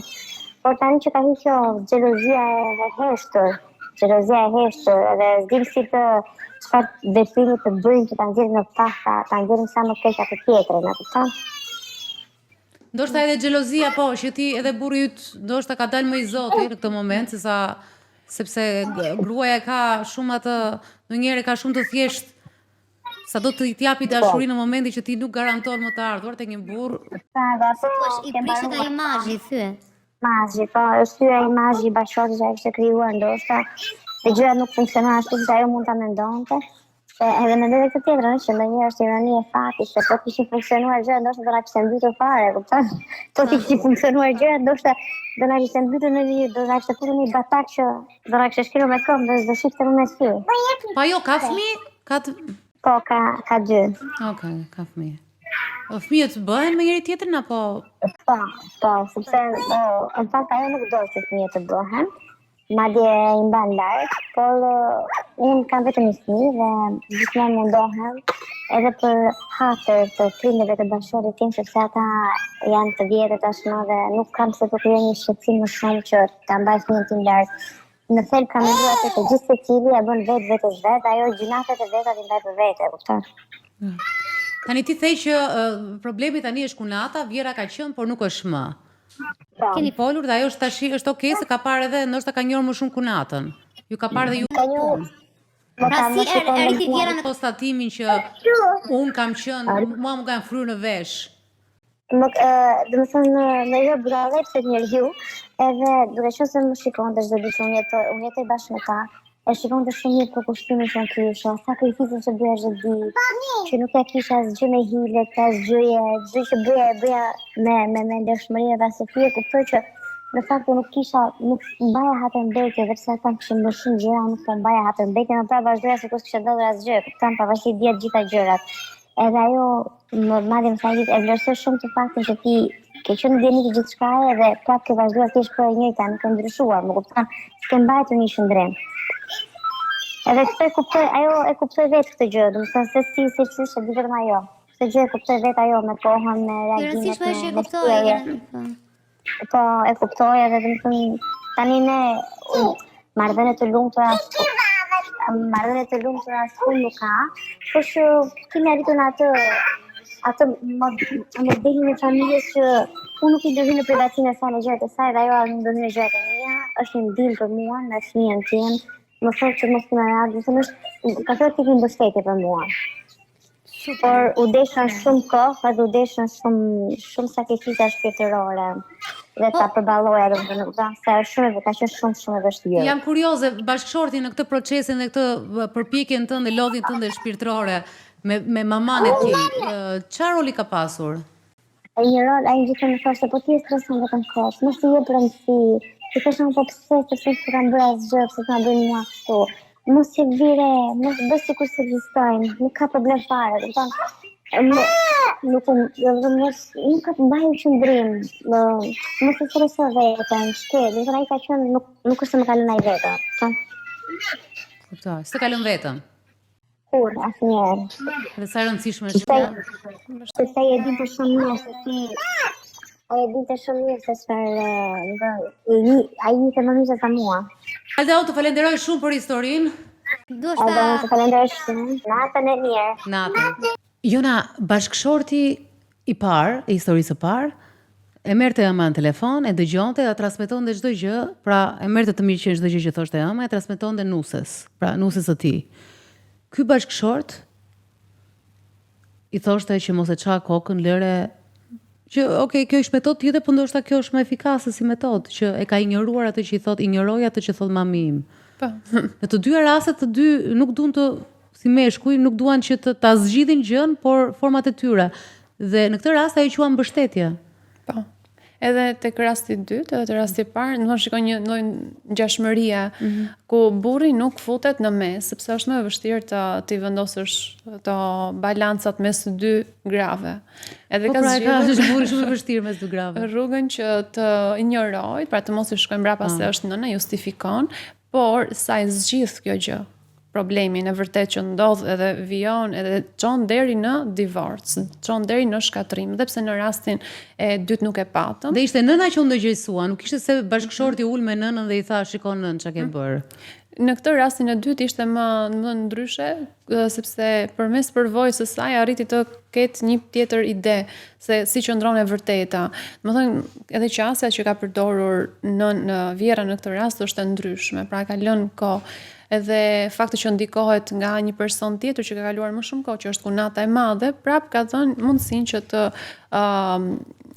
ta shikon situatën ndryshe, por nuk e dim se si, le të themi, gjërat ose interesat e brendshëm, po bëj pak atë pjesën negative, se si interesat e brendshëm kanë çuar në këtë ndryshim të lidhjes. Pra, kujdesi që ofrohet në shtëpi nga nusja aktuale, nëse është kjo diçka që ka nevojë dhe dëshiron mbështetje, apo me të vërtet ka ndodhur ajo reflektimi edhe ka rritur ta. Jo, ajo e tha që filloi të më shite, që unë nuk isha ai që thoshte kunata, pra ka faktin çdo ditë para syve. Shiko, kam bërë një lloj analize të timen, të vogël, në lidhje me faktin sepse këta burra, por edhe vajza shumë, po më shumë burra, se ndoshta natyra e gocës edhe është më kundërshtuese, nuk e kundërshtojnë, pra është një lloj e mbajnë nënën në një lloj piedestali dhe babain. Madje kur kemi pasur letra në Anabel ku vajzat flisin në anonimitet për baballarët e tyre apo i binin nënave të tyre, kanë qenë pafund komente që thoshin babin fale çfarë do të bëj.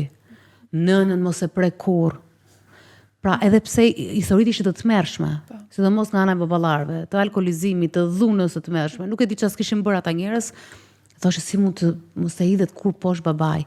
Dhe duke qenë se ne edhe në ekstremitete nuk e hedhim poshtë prindin, unë mendoj në analizën time që ne nuk rrisim, jo ne, një pjesë e madhe e njerëzve nuk rrisin individ, por është ajo rritja në zgjatim. Dhe ti nuk krijon një komunikim të shëndetshëm me fëmijën, për t'i thënë që ti je individ, ke mendimin tënd, nuk kundërshto dhe mua. Që është e vështirë, sepse të rrisësh fëmijë, unë kam rritur fëmijë që më kundërshtojnë. Nuk është shumë e lehtë. Ndonjëherë do doja që të më grinin në piedestal gjithë ditën. Dhe them ndonjëherë sikur më pëlqen kjo ideja që mbahet nëna kështu. Më pëlqen dhe mua që ta mbajnë atje sipër, sepse dua që të rrisi individ të lirë, po ndërkohë unë kam gjithkohë sfida, kundërshtime nga ato, sepse kështu i kam rritur. Më vëm pikpyetje tërkohës. Dhe shumë njerëz nuk kanë ngritur asnjëherë pikpyetje. Dhe shumë nëna kanë përdorur faktin e periudhave të vështira që kanë kaluar, komunizmin, vujtjet, dhe i kanë amplifikuar ato sepse fëmia nuk ka qenë prezent kur kanë ndodhur këto gjëra. Pra kështu jemi rritur ne të shkretët. Ndërkohë që edhe gjatë sistemit komunist kishte që kanë vuajtur, madje shumë që kanë vuajtur vërtet nuk janë ndier fare, që kanë dalë nga burgjet nuk janë ndier, Për shumë të tjerë që kanë jetuar në atë sistem, prap ka qenë një jetë normale brenda atij sistemi, se do të kuptojmë që në çdo sistem ekziston një lloj jete dhe kur përqafohet dhe bëhet nga të tërë, hyn te një gjë normale, se ti nuk e di se ç'a ka jashtë, ç'a të pret, ti njeh këtë. Dhe ka qenë një përdorim një përdorim i dhunshëm i vuajtjes që kanë kaluar për të justifikuar veprimet e tyre ndaj fëmijëve, kështu që të tërë kanë një pjesë e madhe meshkujve që e shohim shpesh që kanë nënën që ka vujt, sa ka vujt ajo për mu. Është shpreha shqiptare, sa ka vujt nëna për mu, nëna ka vujt, pa marrë parasysh asgjë tjetër që sjelljet e nënës, karshi tolerimet që ka bërë babait, po kështu ishte koha dhe sa ka vujt ajo për mu, kështu ishte koha dhe sa ka vujt ajo për mu. Dhe kështu që këtu nuk ka asnjë lloj dialogu. Në mungesë të këtij dialogu, mashkulli përveç se nuk ka autoriteti, nuk ndërton autoritet, futet mes dy grave, jo se të futet mes dy grave, por dy individëve është dhe një individ tjetër që thotë "Ky sekond nuk kam bërë zgjedhjen time." Dhe i arsyeshëm në marrëdhënie. Tash kjo është analiza ime, nuk e di a e kam të saktë.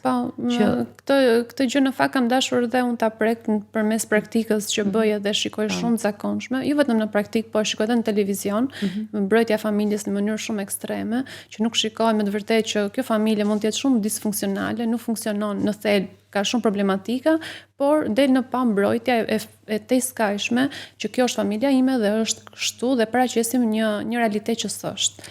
Babai hero, mamaja hero, sakrifica. Shiko, unë e kuptoj pak të pjesën e publik që po është e rëndësishme që do ta bëjnë analizën me veten e tyre në marrëdhëniet e tyre.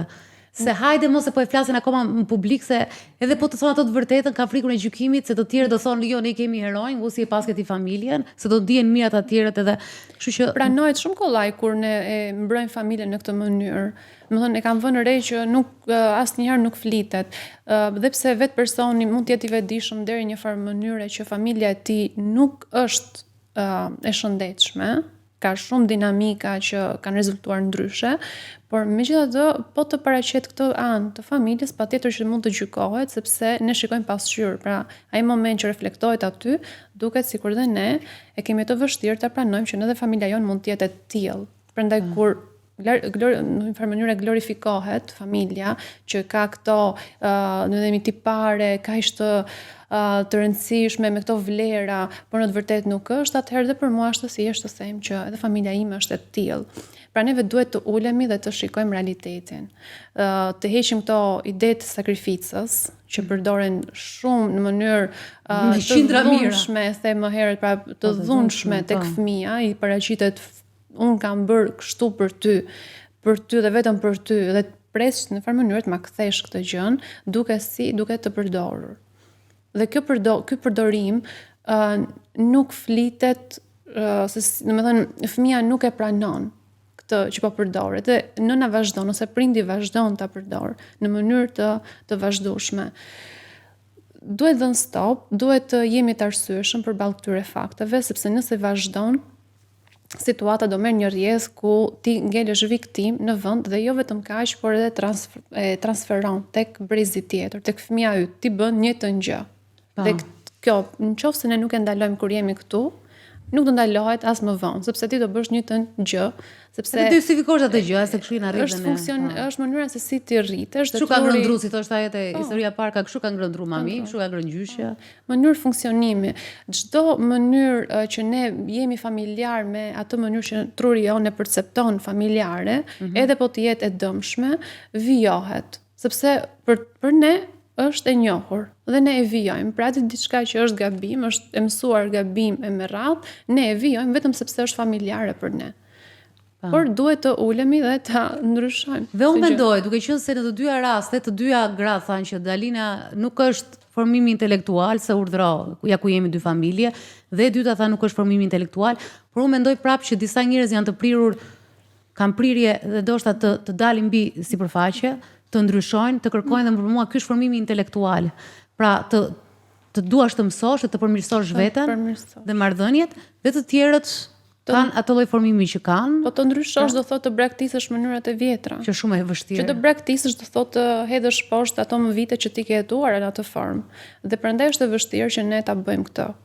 Pra duhet ballafaqohemi. Nëse ti dëshiron ta ndryshosh këtë gjën, atëherë pranoje që ke jetuar në formë gabuar. Dhe kur nëna luan me këtë shantazhin emocional, në momentin që ti sikur dhe pak të futesh në atë errësirën e raporteve që ke dhe të doshta ndryshosh, ty të zhbrumosur një lloj keqardhje aq e fortë brenda teje, sa ti ndihesh jo në faj, por mund të ndihesh një ekstra, një malinj që ti kërkon t'ja bësh këtë nënës tënde, që nuk do t'i bësh gjë, ndoshta do të rindërtosh raportin. Dhe më vjen shumë mirë, kjo është një gjë shumë e guximshme që po them, po më vjen shumë mirë që unë kam marrë letra gjatë viteve të fundit sidomos në Anabel ose në faqen time personale më shumë, të njerëzve që kanë thënë unë thjesht kam prerë marrëdhënie me prindrit. I preva. Nuk mundesha më. Do të thënë të vi keq që janë prindrit, sepse unë jam një nga ato njerëz që nuk e kuptoj, unë kam mikesha që s'flasin motra vëllezër, them si nuk flet me vllajin. Kjo është po ka raste që kur kam qenë brenda historive të njerëzve që janë vëllezër motra që nuk flasin, i kam gjykuar shumë nga jashtë, kam thënë s'keni turp, do ta mbani familjen tuaj. Ja, unë me motrën zihem çdo ditë, po s'ka problem, ne nuk do ziheshim kurrë në këtë lloj mënyrë do flisnim, por pastaj kur i kam parë se si silleshin me njëri tjetrin, për shembull, s'flisim fare, po kur takoheshin 2 sekonda për kalamajta ku di unë te shtëpia e nënës, kam thënë ore këta më mirë larg, qofse asnjëri dhe asnjë nuk toleronte tjetrin. Në momentin që asnjë nuk përpiqet të ndryshojë, është më mirë larg. Është shumë e nevojshme. Ti thush stop. Dhe prindërve në fakt, sidomos kur janë mosh ose dëgjoj nga një vesh, u them gjithmonë që janë këto njerëz të mençur, e tha, kjo historia ty tha një gjë të bukur, që në fakt është e vërtetë, duhet të bësh një vesh shurdh her pas here, bën një vesh shurdh, një sy qorr, është një shprehje shumë e famshme shqiptare, që shpesh duhet ta bësh, domethënë. Unë si nuse që kam qenë në marrëdhënien time, duke qenë se kam qenë gjithmonë e zënë me punë, me celulare kështu, dhe kam qenë shumë rehat, nuk më interesonte fare kjo pjesa të merresha me çështje që ishin domethënë respekti, mirëqenie, të lutem më ndihmo, si shkoni, si çoni, më ndihmo me fëmijën etj për cilën kam qenë gjithmonë shumë falënderuese për ndihmën, por nuk jam futur në diskutime të tjera, kam qenë shumë menefregiste. Ndoshta menefregizmi im ka ndihmuar që ka qenë një raport shumë i mirë, pra nuk është ndihma e vetme, domethënë nuk është se ka ndihmuar kjo vetëm raportin, por edhe menefregizmin në një lloj mënyre e bën. Që un kam gjërat e mia, ato as prish punë fare, s'prish shefe, ç'kemi mirë, ç'a bëhet mirë. Kalamajt, kur i doni, i mbani, si mbani, domethënë. Edhe kjo Ti kalosh gjërat më lehtë, pa u shtuar më shumë problem, të krijosh problemi nga hiç gjë ndonjëherë. Por unë dhe s'kam jetuar. Kujdes, nuk kam jetuar në një shtëpi. Ai është ndryshim tjetër. Edhe atje pasaj, po ka prap edhe mes nusesh, ka sa që jam më thua, pse shkon me atë shumë? Që janë sa kështu si të qeshur atë gjithkohës nëna u çove, u bëre, dhe pastaj thua, pa jo vetëm me shangën tjetër sa e poshtër është. Po është dhe kjo është një mënyrë, është lojë më vete. Është lojë më vete. Unë në fakt doja të përbotja pak edhe anën e kundërt, që është se si ka parë mashkulli marrëdhënie me vjerën, me familjen tjetër.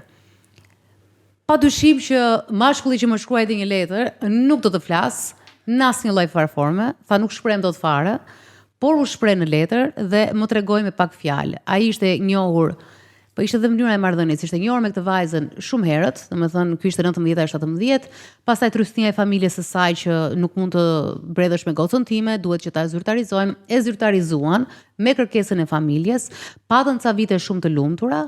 Dhe ai shite që kjo gjatë gjithë kohës shkonte tek prindrit, gjithë kohës nëna babi, ka si babim di gjithçka, nëna po kryesisht babi, dhe e merrte babin për çdo gjë dhe ky ndihej si jashtë loje.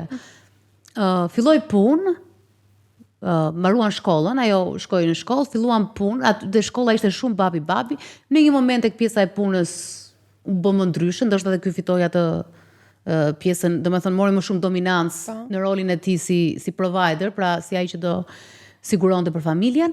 Më pas u posoi një aksident shumë të rënd. Aksident gati afër vdekjes. Dhe tha, nusja ime, se u martuan, nusja ime tha ka ardhur vetëm një ditë në spital. Dhe atë ditë që ka ardhur në spital, unë për gjumësh ka dëgjuar që fliste me të jatin dhe bëri muhabet e lekëve. Kush do ja pagoj infermierën, sa i pagoj, do i paguaj ky, pa ti gjejmë lekët tani. Pra ishte një muhabet shumë i rëndomt lekësh.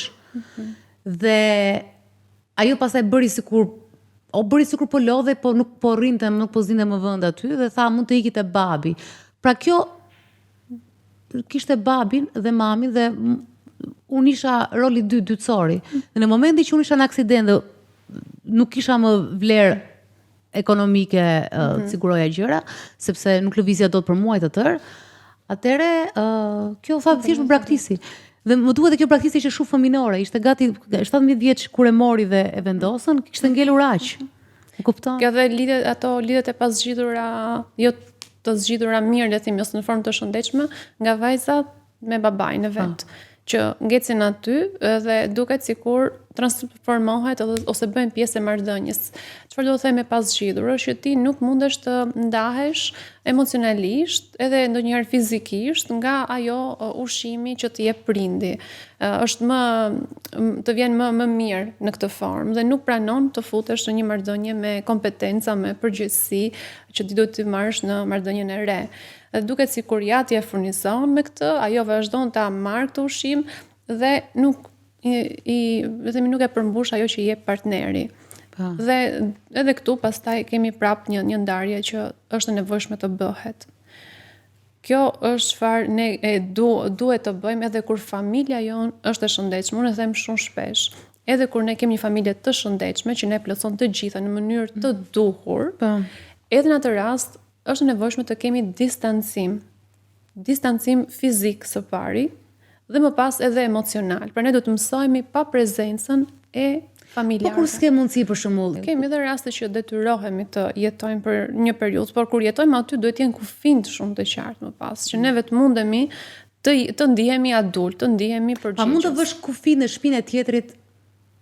Duhet të vi nga fillimisht kur jeton me familjen e partnerit, të vi nga partneri që e merr këtë rol. Më pas patjetër. Ne si partnere, le të themi, sepse ai është në familjen e tij dhe ai duhet t'i bëjë të qarta. Këtu është roli më i madh i tij. Një djalë 20, 30, 40 apo 50 vjeç, nëse nuk ka arritur të kuptoj kur manipulohet nga prindi vet, nëna apo babai qoftë, nuk do ta kuptoj ose do ta kundërshtoj më shumë nëse e bën partneri apo vjen partneria dhe ja vën në dukje këtë marrëdhënie disfunksionale që po ndodh. Kështu që bëhet edhe më rezistent në fakt kur partnerja vjen dhe e thot të gjë sepse ai nuk do të ndihet sikur ka ndodhur kjo gjë, domethënë që ai s'e ka kuptuar. Kështu që këtu pastaj duhet punohet me një pjesë tjetër që mund të jetë ndërtimi i marrëdhënieve aq sa mundemi në realitetin që kemi, që po jetojmë, qoftë në kushte kur nuk mundemi të jetojmë të ndarë, por ne duhet të detyrohemi të përshtatemi, që mund të jetë një përshtatje në fakt e detyruar aq sa mundemi për të pasur një marrëdhënie sado të shëndetshme dhe në ato kushte.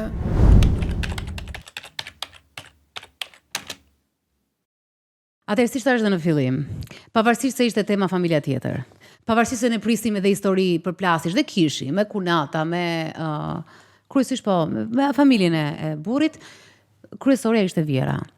Edhe në anonimitet, për shembull, kanë ardhur disa histori para se të kaloj te një histori me fund të lumtur, me vazhdim të lumtur.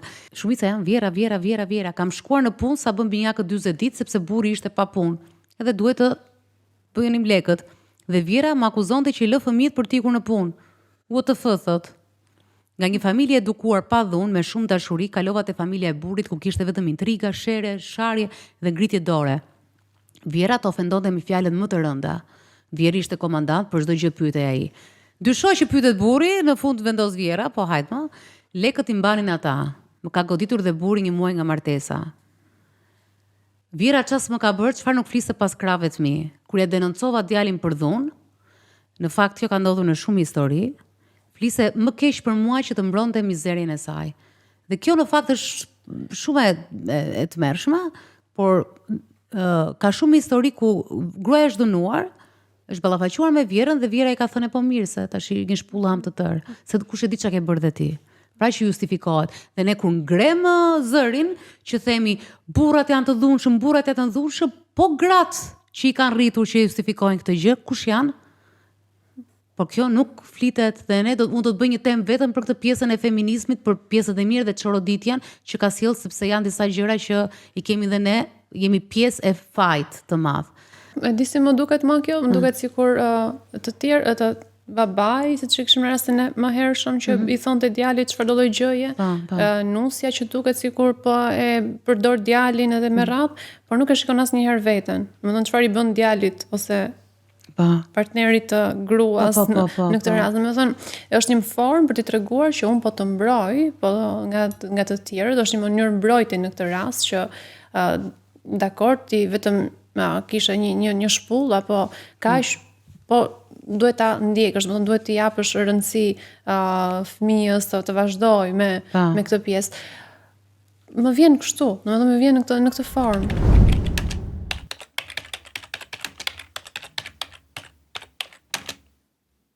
Është dhe një histori ku pasi vdiq vjeri, jetoja ku natat vini me fëmijë dhe rini nga 3 muaj, jetonte me vjerën dhe vjerin. Kjo është ajo historia kur gjithë familja e trajton atë shtëpinë si t'ishte e tyre. Do thënë, i kanë qenë shtëpia e tyre, po mënyra se si e keq trajtojnë atë mjedis, ku ndërkohë jeton vjera, jeton edhe një nuse, djalit vogël ndoshta. Vjera thoshte më ka zë dhomës se e kanë për të pritur gocat, kur do gjesh shtëpi. Pasi vdiq vjeri, ku nata më ndronin vendin e pjatave në bufet dhe thonin kjo është shtëpia e mamit ton. Ndërkohë tha që kjo shtëpi ishte me qira. Plot twist.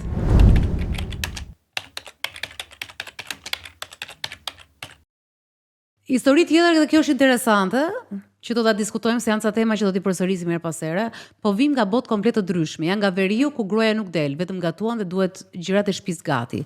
Burri del gjithë ditën dhe nuk prek gjë me dorë. Ka të drejtën të llastohet në maksimum.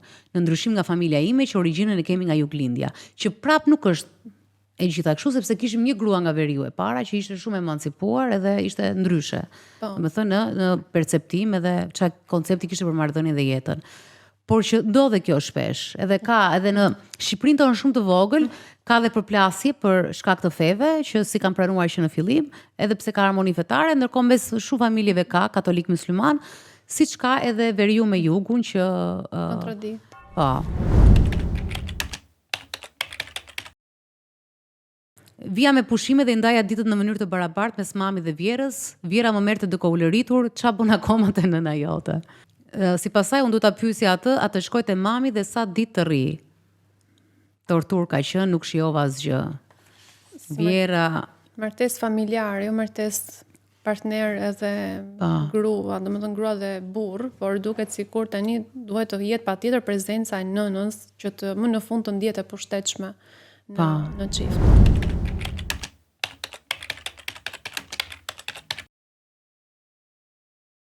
Dhe histori tjetër që dhe kjo është shumë e zakonshme ku ti je gjithmonë e huaj. Dhe në fakt familja tjetër është e huaj dhe kjo kryesisht kuptohet bazë ndarjes. Shumë pak familje vazhdojnë që mbajnë. Ti mund të kesh jetuar 15 vjet me atë vjerë, mund të kesh darë shumë gjëra me të. Ka fëmijët, janë niprit edhe është një lloj ftohtësie kështu gati sikur s'keni ekzistuar. Po, se nuk është familja jote. Pra është dëshira për të qenë familja jote. Është thjesht duhet të kesh dëshirën, po se ke nuk ke asgjë. Ndodhi një debat midis burrit dhe vllait të tij, unë u futa në mes i ndaja, s'më folën për muaj të tërë, vjera domethënë, familja e burrit sepse ti je nuse dhe s'duhet të ndërhysh. Pra ti ke ardhur atje, mba gojën mbyllur, thjesht shërbej burrit. Ti si askushtot, sa ke futur këmbën në këtë shtëpi dhe kjo ngeli si e shtangur. Sa zhvlerësohen gratë në të marrëdhënie jo nga partnerët, por nga vjera. Zhvlerësim shumë e madh.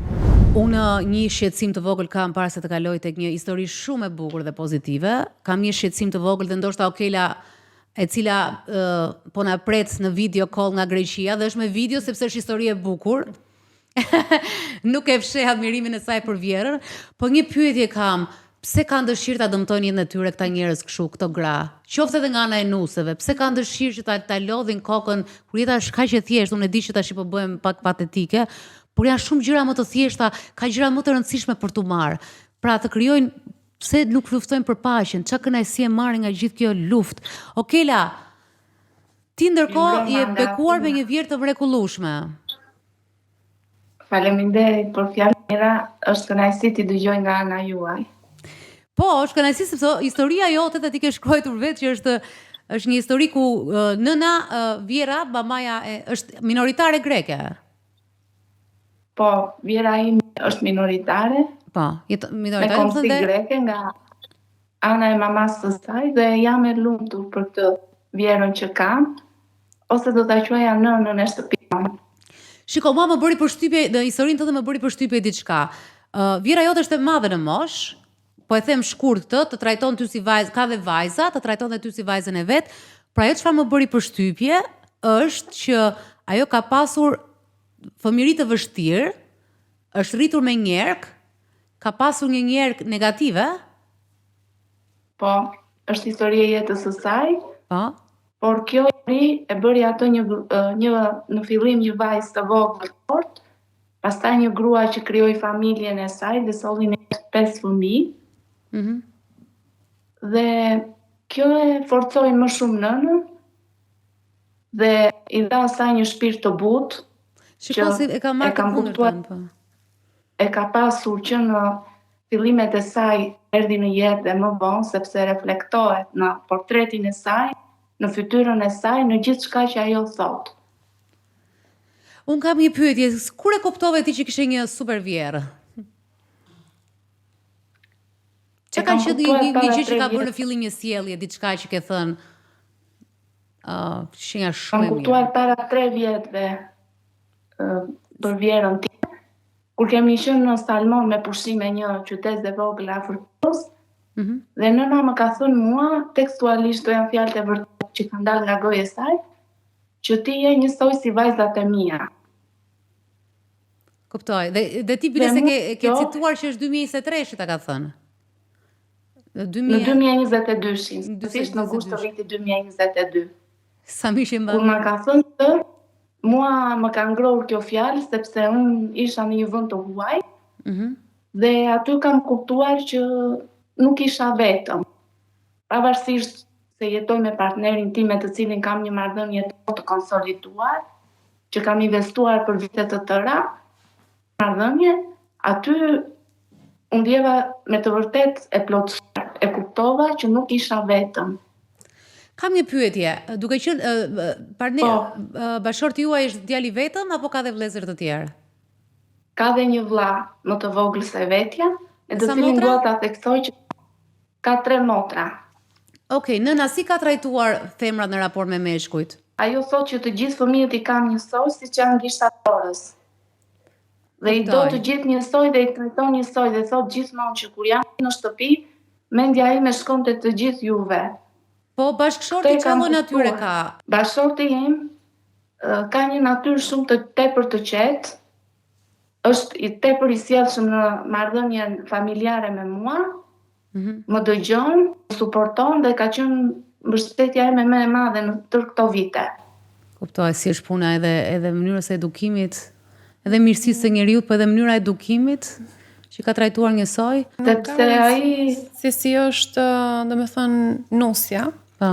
Se po ta jetë pjesa e vjerës, po të jetë ajo tendenca për t'i bërë gjërat në formën e më përparshme, si që dëgjuam në histori të mëhershme, do ta bëj me çdo person që të jetë. Nuk varet nga karakteristikat personale që ka. Nëse është e nënshtruar, nëse është e heshtur, nëse është e kundërta e këtyre, do veproj njësoj. Pra, po të shikojmë këtu kemi një karakteristikë komplet tjetër, një qasje komplet tjetër kundrejt personit të ri që futet në familje, ta mirëpres, ta doj, t'ja shpreh këtë gjë, edhe ta vazhdoj më qetë pjesën e marrëdhënies në vijim në familjen e saj dhe t'i lë mundësinë ta jetoj qetë marrëdhënien me bashortin. Kështu që është le të themi një gjë e cila nuk varet se si ti je si person. Mendoj. Patjetër nëse kemi një nuse tendencioze që dëshiron t'i bëj gjërat ajo të kundërtën, por në këtë situatë shikohet që është vetë personi që kërkon të ketë marrëdhënie të mira me ju. Okej, në takimet e para si ka qenë nëna? Nëna kur e kam takuar për herë të parë, e mbaj mend të datën kur e kam takuar ata për mua ka qenë 17 prill 2022. Nëna mu afrua dhe unë mu afrova dhe fjale parë që vetë mua doli nga zë, kam thënë që ti nuk do quhesh asnjëherë vjera ime, po ti do quhesh nëna jon, e madhe, nëna e madhe. Ajo mu afruante me mua, rinim bashkë, kaluam ditë të bukura, celebruam festuam Pashkët. Më pëlqente shumë si natyrë, e shikoja një grua të dashur, që më mësonte, më ka dhënë shumë këshilla të vyera. Edhe ti kur ajo është pa qef dhe ti e ndihmon me dëshirë, nëse ai ka kaluar ndonjë smundje kështu ti ri dhe i shërben je ajo që i shërben apo jo? Po, se më kanë thënë shumë persona që kjo që ti bën quhet shërbim. Unë fjalën shërbim te tutje duhet që të gjithë ta quajnë kujdes. Në atë rrugë të plakjes do kalojmë të gjithë. Dhe unë kam parë modelin e mamit që si e ka trajtuar vjerën e saj, nënën tonë, pra gjyshen time, dhe unë eci vetë në atë rrugë. Më fal, si ishte historia e mamit? Ka pasur një marrëdhënie tepër të mirë me vjerën e saj. Okej, so ke dhe një model shumë të mirë, po. Dhe mami im më ka thënë vetëm diçka mua, kur kam filluar që të krijoj ura komunikimi me vjerën time aktuale, që asnjëherë në jetën time më ka thënë nuk duhet ta lejosh inatin dhe zëmërimin që të dalin mbi natyrën që ne të kemi mësuar dhe gjyshja jote të ka transmetuar në vite. Nëse nëna thot, mami im, sipas mamit tim, mund të thot një fjalë më tepër, mund të thot diçka sepse është mosha, janë rrethanat, ti prap do të bëhesh ajo që nuk do t'i marrësh parasysh këto, po ti do vazhdosh e qetë. Dhe mua më ka pëlqyer diçka tjetër që ke rrëfyer kur ke biseduar me Elonën, që ke marrë dhe me vjerën me pushime sepse doje që të krijojnë kujtime sa më shumë me gjyshen.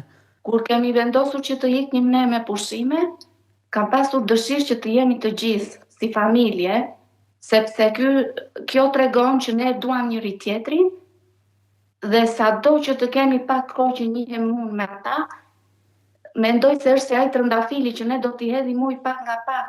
Kjo ka qenë e gjitha. Më pëlqen edhe gjithë koncepti dhe kjo pjesa e përullësisë që ke ndaj familjes, që është shumë e bukur. Unë kam një pyetje me që jeton në Greqi, se në Greqi ka një kult femre, ja më shumë matriarkat si vend, domethënë, edhe pjesën e trashëgimisë që trashëgon femra, pra ka goxha rëndësi dhe figura femrore. Ka shumë histori vjerash, siç ato që kemi dëgjuar deri tani këtu në programin tonë, kemi dëgjuar shumë histori jo të mira me marrëdhënie me vjerat. Po në Greqi si është kjo nga vëzhgimet e tua? Si vendosen raportet? Deri më tani Darlina që unë jetoj në Greqi që bëj 4 vjet, 2 modele të mira nga femra shqiptare, kam parë një femër shqiptare këtu, e cila kishte 25 vjet që jetonte me vjerën. Vjera saj ishte mplakur, ishte bërë një plakë e vogël, dhe ajo përsëri e shoqëronte në spital dhe më ka thënë që kam kaluar kohë të bukura, sepse më do dhe më trajton mirë. Kam parë dhe shqiptare të tjera, po dhe femra të vendit vetë nga Athina ku unë jetoj, që kanë një dashuri për maman e partnerit. E trajtojnë si shoqe, dalin në kafe, shkojnë në kujdes shëndetësor. Ore, po, qa hani ju atje? Qa hani që ne jemi në adresën të sillim saktej me probleme vjerash? Ndodh që ndonjëherë ne mund të zbusim ato të mungesat e vjerave, ose ato ftohtësitë që ato kanë me ne. Ndoshta një formë që po tregohet tani është që ne mund ta fillojmë ta hedhim hapin e parë të tregimit të dashurisë, dashamirësisë, kujdesit ndaj tyre, dhe ndoshta edhe kjo mund të jetë një mënyrë për t'i ulur pak ato tensionet. Patjetër, unë e thash edhe pak më parë, dhe unë them që e thash 2 herë gjatë programit që është ajo pjesa e të qenit edhe i mençur, që të kuptosh se sa e vështirë është të ndryshosh atë dhe se çfarë mund të bësh ti për të mbajtur raportin. Për të përshtatur ti ndonjë. Dhe ka diçka që në çdo lloj raporti, në çdo lloj përpjekje për të rregulluar raportet është dhe një interes personal. Dhe është mirë ta mbash mirë me vjerën, sepse vjera mund të bëhet një ndihmë e jashtëzakonshme, madje edhe kur janë në shtëpi ose kur janë rrotull, se ndihma e jashtëzakonshme me kalamajt.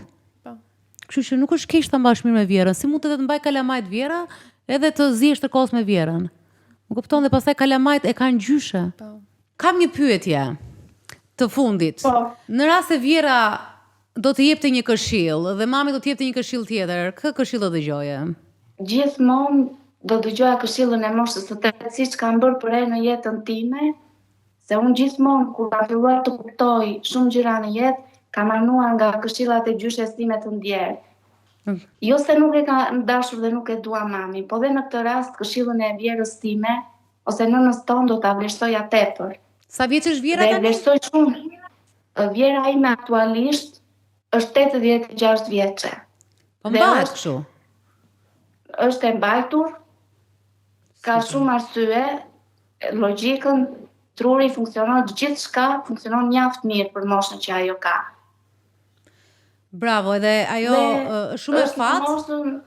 Edhe ti je me fat dhe fëmijët e tu që kanë atë gjyshe, por dhe ajo është me fat që dhe kur ti vi ajo ditë, u shpresoj sa më vonë, është e mbushur, ka marrë shumë dashuri. Nuk mori dashurinë në fëmijëri, se s'kishte nënën dhe por e gjeti dashurinë edhe kjo është edhe një shembull për ato njerëz që duhet dalin mbi fatkeqësitë e tyre dhe mos përsërisin ato gjëra siç ishte historia tjetër, por ajo shikoi, krijoi jetën, atë që i mungonte në fëmijëri e krijoi dhe mori dashuri jo vetëm nga fëmijët, por mënyra se si flet ti për Vjerën është jashtëzakonshme. Edhe kështu që i ke bërë një dhuratë shumë të madhe, siç edhe ajo ta ka kthyer, padyshim.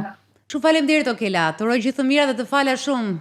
Shumë faleminderit Dalina. Nuk e di si thon greqisht të fala, po për këto gjëra të bukura që po bën për shqiptarët, për të gjithë njerëzit.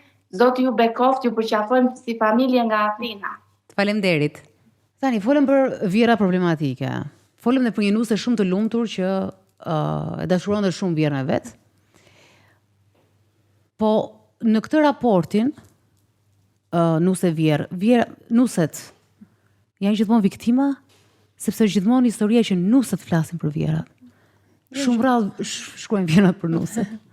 Nuk duket sikur ndonjëherë shkojnë nuset me ato cognitive bias që themi ne, ose me ato mendimet fikse, paragjykime që nuk do mirëpritem, nuk do duhem njësoj siç vjera mund të dojë vajzat apo të tjerët pjesëtar të familjes, dhe ne shkojmë me idenë që do futemi në një familje. Dhe nëse shkojmë me këtë ide, atëherë presim që të kemi edhe aty dashurinë, edhe gjithë ato çfarë mund të pritet në brenda një familje.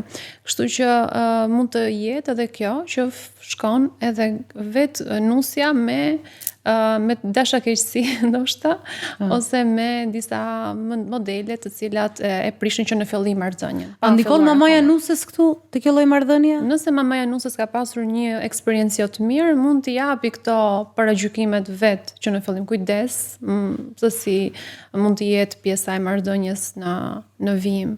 Pra e përgatit për një eksperiencë që mund të jetë komplet e ndryshme nga e nënës, edhe ajo përfundon duke e pasqyruar një realitet që nuk është në të vërtetë ashtu, dhe duke jetuar. Mund të ketë vjera me që është si kjo sindroma e Stockholmit, si që vjera me nusi që e shijojnë shumë të marrëdhënie, të ngacmimet e Po, mund të jetë dhe kjo, po për aq kohë sa nuk është, le të themi, e dhunshme në një farë mënyre për anën tonë emocionale dhe psikologjike, dhe të ndërhyj më pas në marrëdhëniet që kemi me partnerin dhe fëmijët. Por për aq kohë sa mund të jetë edhe shijim në momente ngacmimesh, është okay, ndonjëherë është edhe lezetshme, por kur bëhet pastaj kalon atë limitin e vet, patjetër që kthehet. Thjesht më kujtohen komedi që anuse gjithmonë që kështu flasin me shpoti. Kam parë edhe unë në raste shumë të lezetshme, në fakt komike, më thoya. Tamam komike, prandaj po marrë për qeshur. Po që është një gjë e cila shumë e rrallë, edhe nuk duhet gjesh edhe tipet e përbashkëta që e bëjnë këtë lojë. Por në shumicën e rasteve nuk është kështu, për fat keq. Megjithatë, për ta mbyllur të program, sa bukur do ishte të kishim nuse dhe vjera këtu, por Shqipëria po ndryshon avash. Për ta mbyllur programin, e rëndësishme është ajo që theti Jona, që duhet të vendosë kufit të bëjnë të qartë që në fillim, qoftë po ndani një dhomë me guzhim bashk apo jeni larg njëri tjetrit kufin. Dhe protagonisti në këtë kufi, sidomos në marrëdhënie nuse vjerë, është bashkëshorti. Është shumë e rëndësishme që ai ta marrë këtë rol, ta diferencojë, mos fshihet mbas asaj që është nëna ime, duhet ta pranosh kështu. Jo ndonjëherë, por gjithmonë kur ka padrejtësi, qoftë edhe nga nëna apo babai jo, neve duhet ta themi këtë, sepse i ndihmon edhe ata të reflektojnë, të jenë më të vetëdijshëm se çfarë po bëjnë në familje. Tani dhe një këshill të fundit për këto gra që na ndjekin dhe nuk janë të martuara. Si do ta kuptojnë të që ky bashkëshorti do jetë një qofte dhe do dëgjojnë nënën e tij dhe nëna do jetë të mërshme, por para se të shkojë te nëna, ky njeriu që po dalin tani apo po i shkruan, ka ndonjë shenjë për të kuptuar që do marrësh djalin e mamas? Më pëlqeu shumë ajo që the në fillim, që duhet t'i lësh pak kohë dashurisë që do të zbardhi pak shikimin, që ti të mundesh të shikosh disa shenja, po varet komunikimi, pa duhet të jetë pak edhe pjesa ku ajo e shikon se si e ka ndërveprimet jona. Si tuita them unë, Është edhe, po, nëse për shembull ai thot unë do po flas me mamin ose shikon që flet për çdo vendim të rëndësishëm me mamin e vet, me prindërit e vet, patjetër që është një shenjë, sepse ti shikon që ky person e ka të nevojshme të merr një konfirmim të jashtëm për të marrë një vendim të rëndësishëm që i përket çiftit. Për shumë nëse bëhet fjalë që duhet të jetojnë më vete, edhe ai merr një mendim nga ajo ma se ku duhet të zhvendoset apo dhe themi edhe kanë një ndjesi faji shumë të madhe kur bëhet fjalë që këto dalin me pushime ose ikën diku edhe shqetësohet vazhdimisht për prindrit në mënyrë të ndoshta pa nevojshme, edhe këto janë shenja që na bëjnë vetë të themi po pse është kjo lidhje kështu, pse ka të nevojshme të merr një vendim. Edhe këto mënyra si flasim njëri tjetrin, si sillen apo unë ndonjëherë them dhe të shija e dizajnit të shtëpisë e gjykoj në një gjë. Nuk e di pse, mënyra se si komunikojnë apo si flasin, siç ishte ajo vjera parë që shanë dhe gjithë të tjerët. Po. Do të thënë një njeri që shanë gjithë të tjerët, bileza ishte si shenja narcismi fare, se më kujtua programin narcismi që ai kishte shenja të tilla që donte vetëm një çun, ku di unë, shanë dhe gjithë të tjerë, nuk donte nipin, kishte është ai çik më patologji tjetër. Po, dhe edhe këto duhen marrë konsiderat, sepse e thash edhe në fillim, do rrisësh kalamanit ajo shtëpi, edhe do ka gjenet e veta.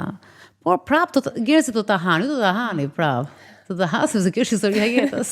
Ndryshe, do të thënë do ta hani në nxitimin për të martuar atë që doni apo në nxitimin, siç tha një nga telefonuesit, për t'u martuar se ju iku mosha. Dhe shiko ç'a bëjnë nxitimet idiote, të presionet e shoqërisë të çojnë edhe në vendime të gabuara. Kështu që mos dëgjoni shumë, kujdesuni, dëgjoni intuitën tuaj, është gjë më e fortë që mund të bëni, edhe edukoni, lexoni, shihni vërdall dhe më rëndësishme kërkoni më të mirën për veten tuaj se meritoni, realisht. Të optimalen e asajt që mund të quhet optimale në një marrëdhënie ku, siç e tham në fillim, janë dy njerëz të barabartë dhe të dy kanë përgjegjësi për atë familje. Jo qoftja që dëgjon mamin edhe nuk flet dot, edhe ti pastaj që kthehesh në shtrik. Kështu që por mos ta mbyllim me fjalën shtrik se nuk kam qejf të mbyll me gjëra. Le ta mbyllim që ka dhe marrëdhënie të bukura. Dhe vjerat na duhen, siç i duhen dhe nuset, se shpëtoj nga kujdesi për djalin, kështu që le ta shohim nga ana e mirë që na duhen të dyja, dhe vjerat dhe nuset. Më të falenderoj shumë Jona. Faleminderit. Dhe do kthehemi në programin tjetër me një temë shumë të nxehtë që e sugjeroi Jona, por do flasim gjatë javës. Ándale!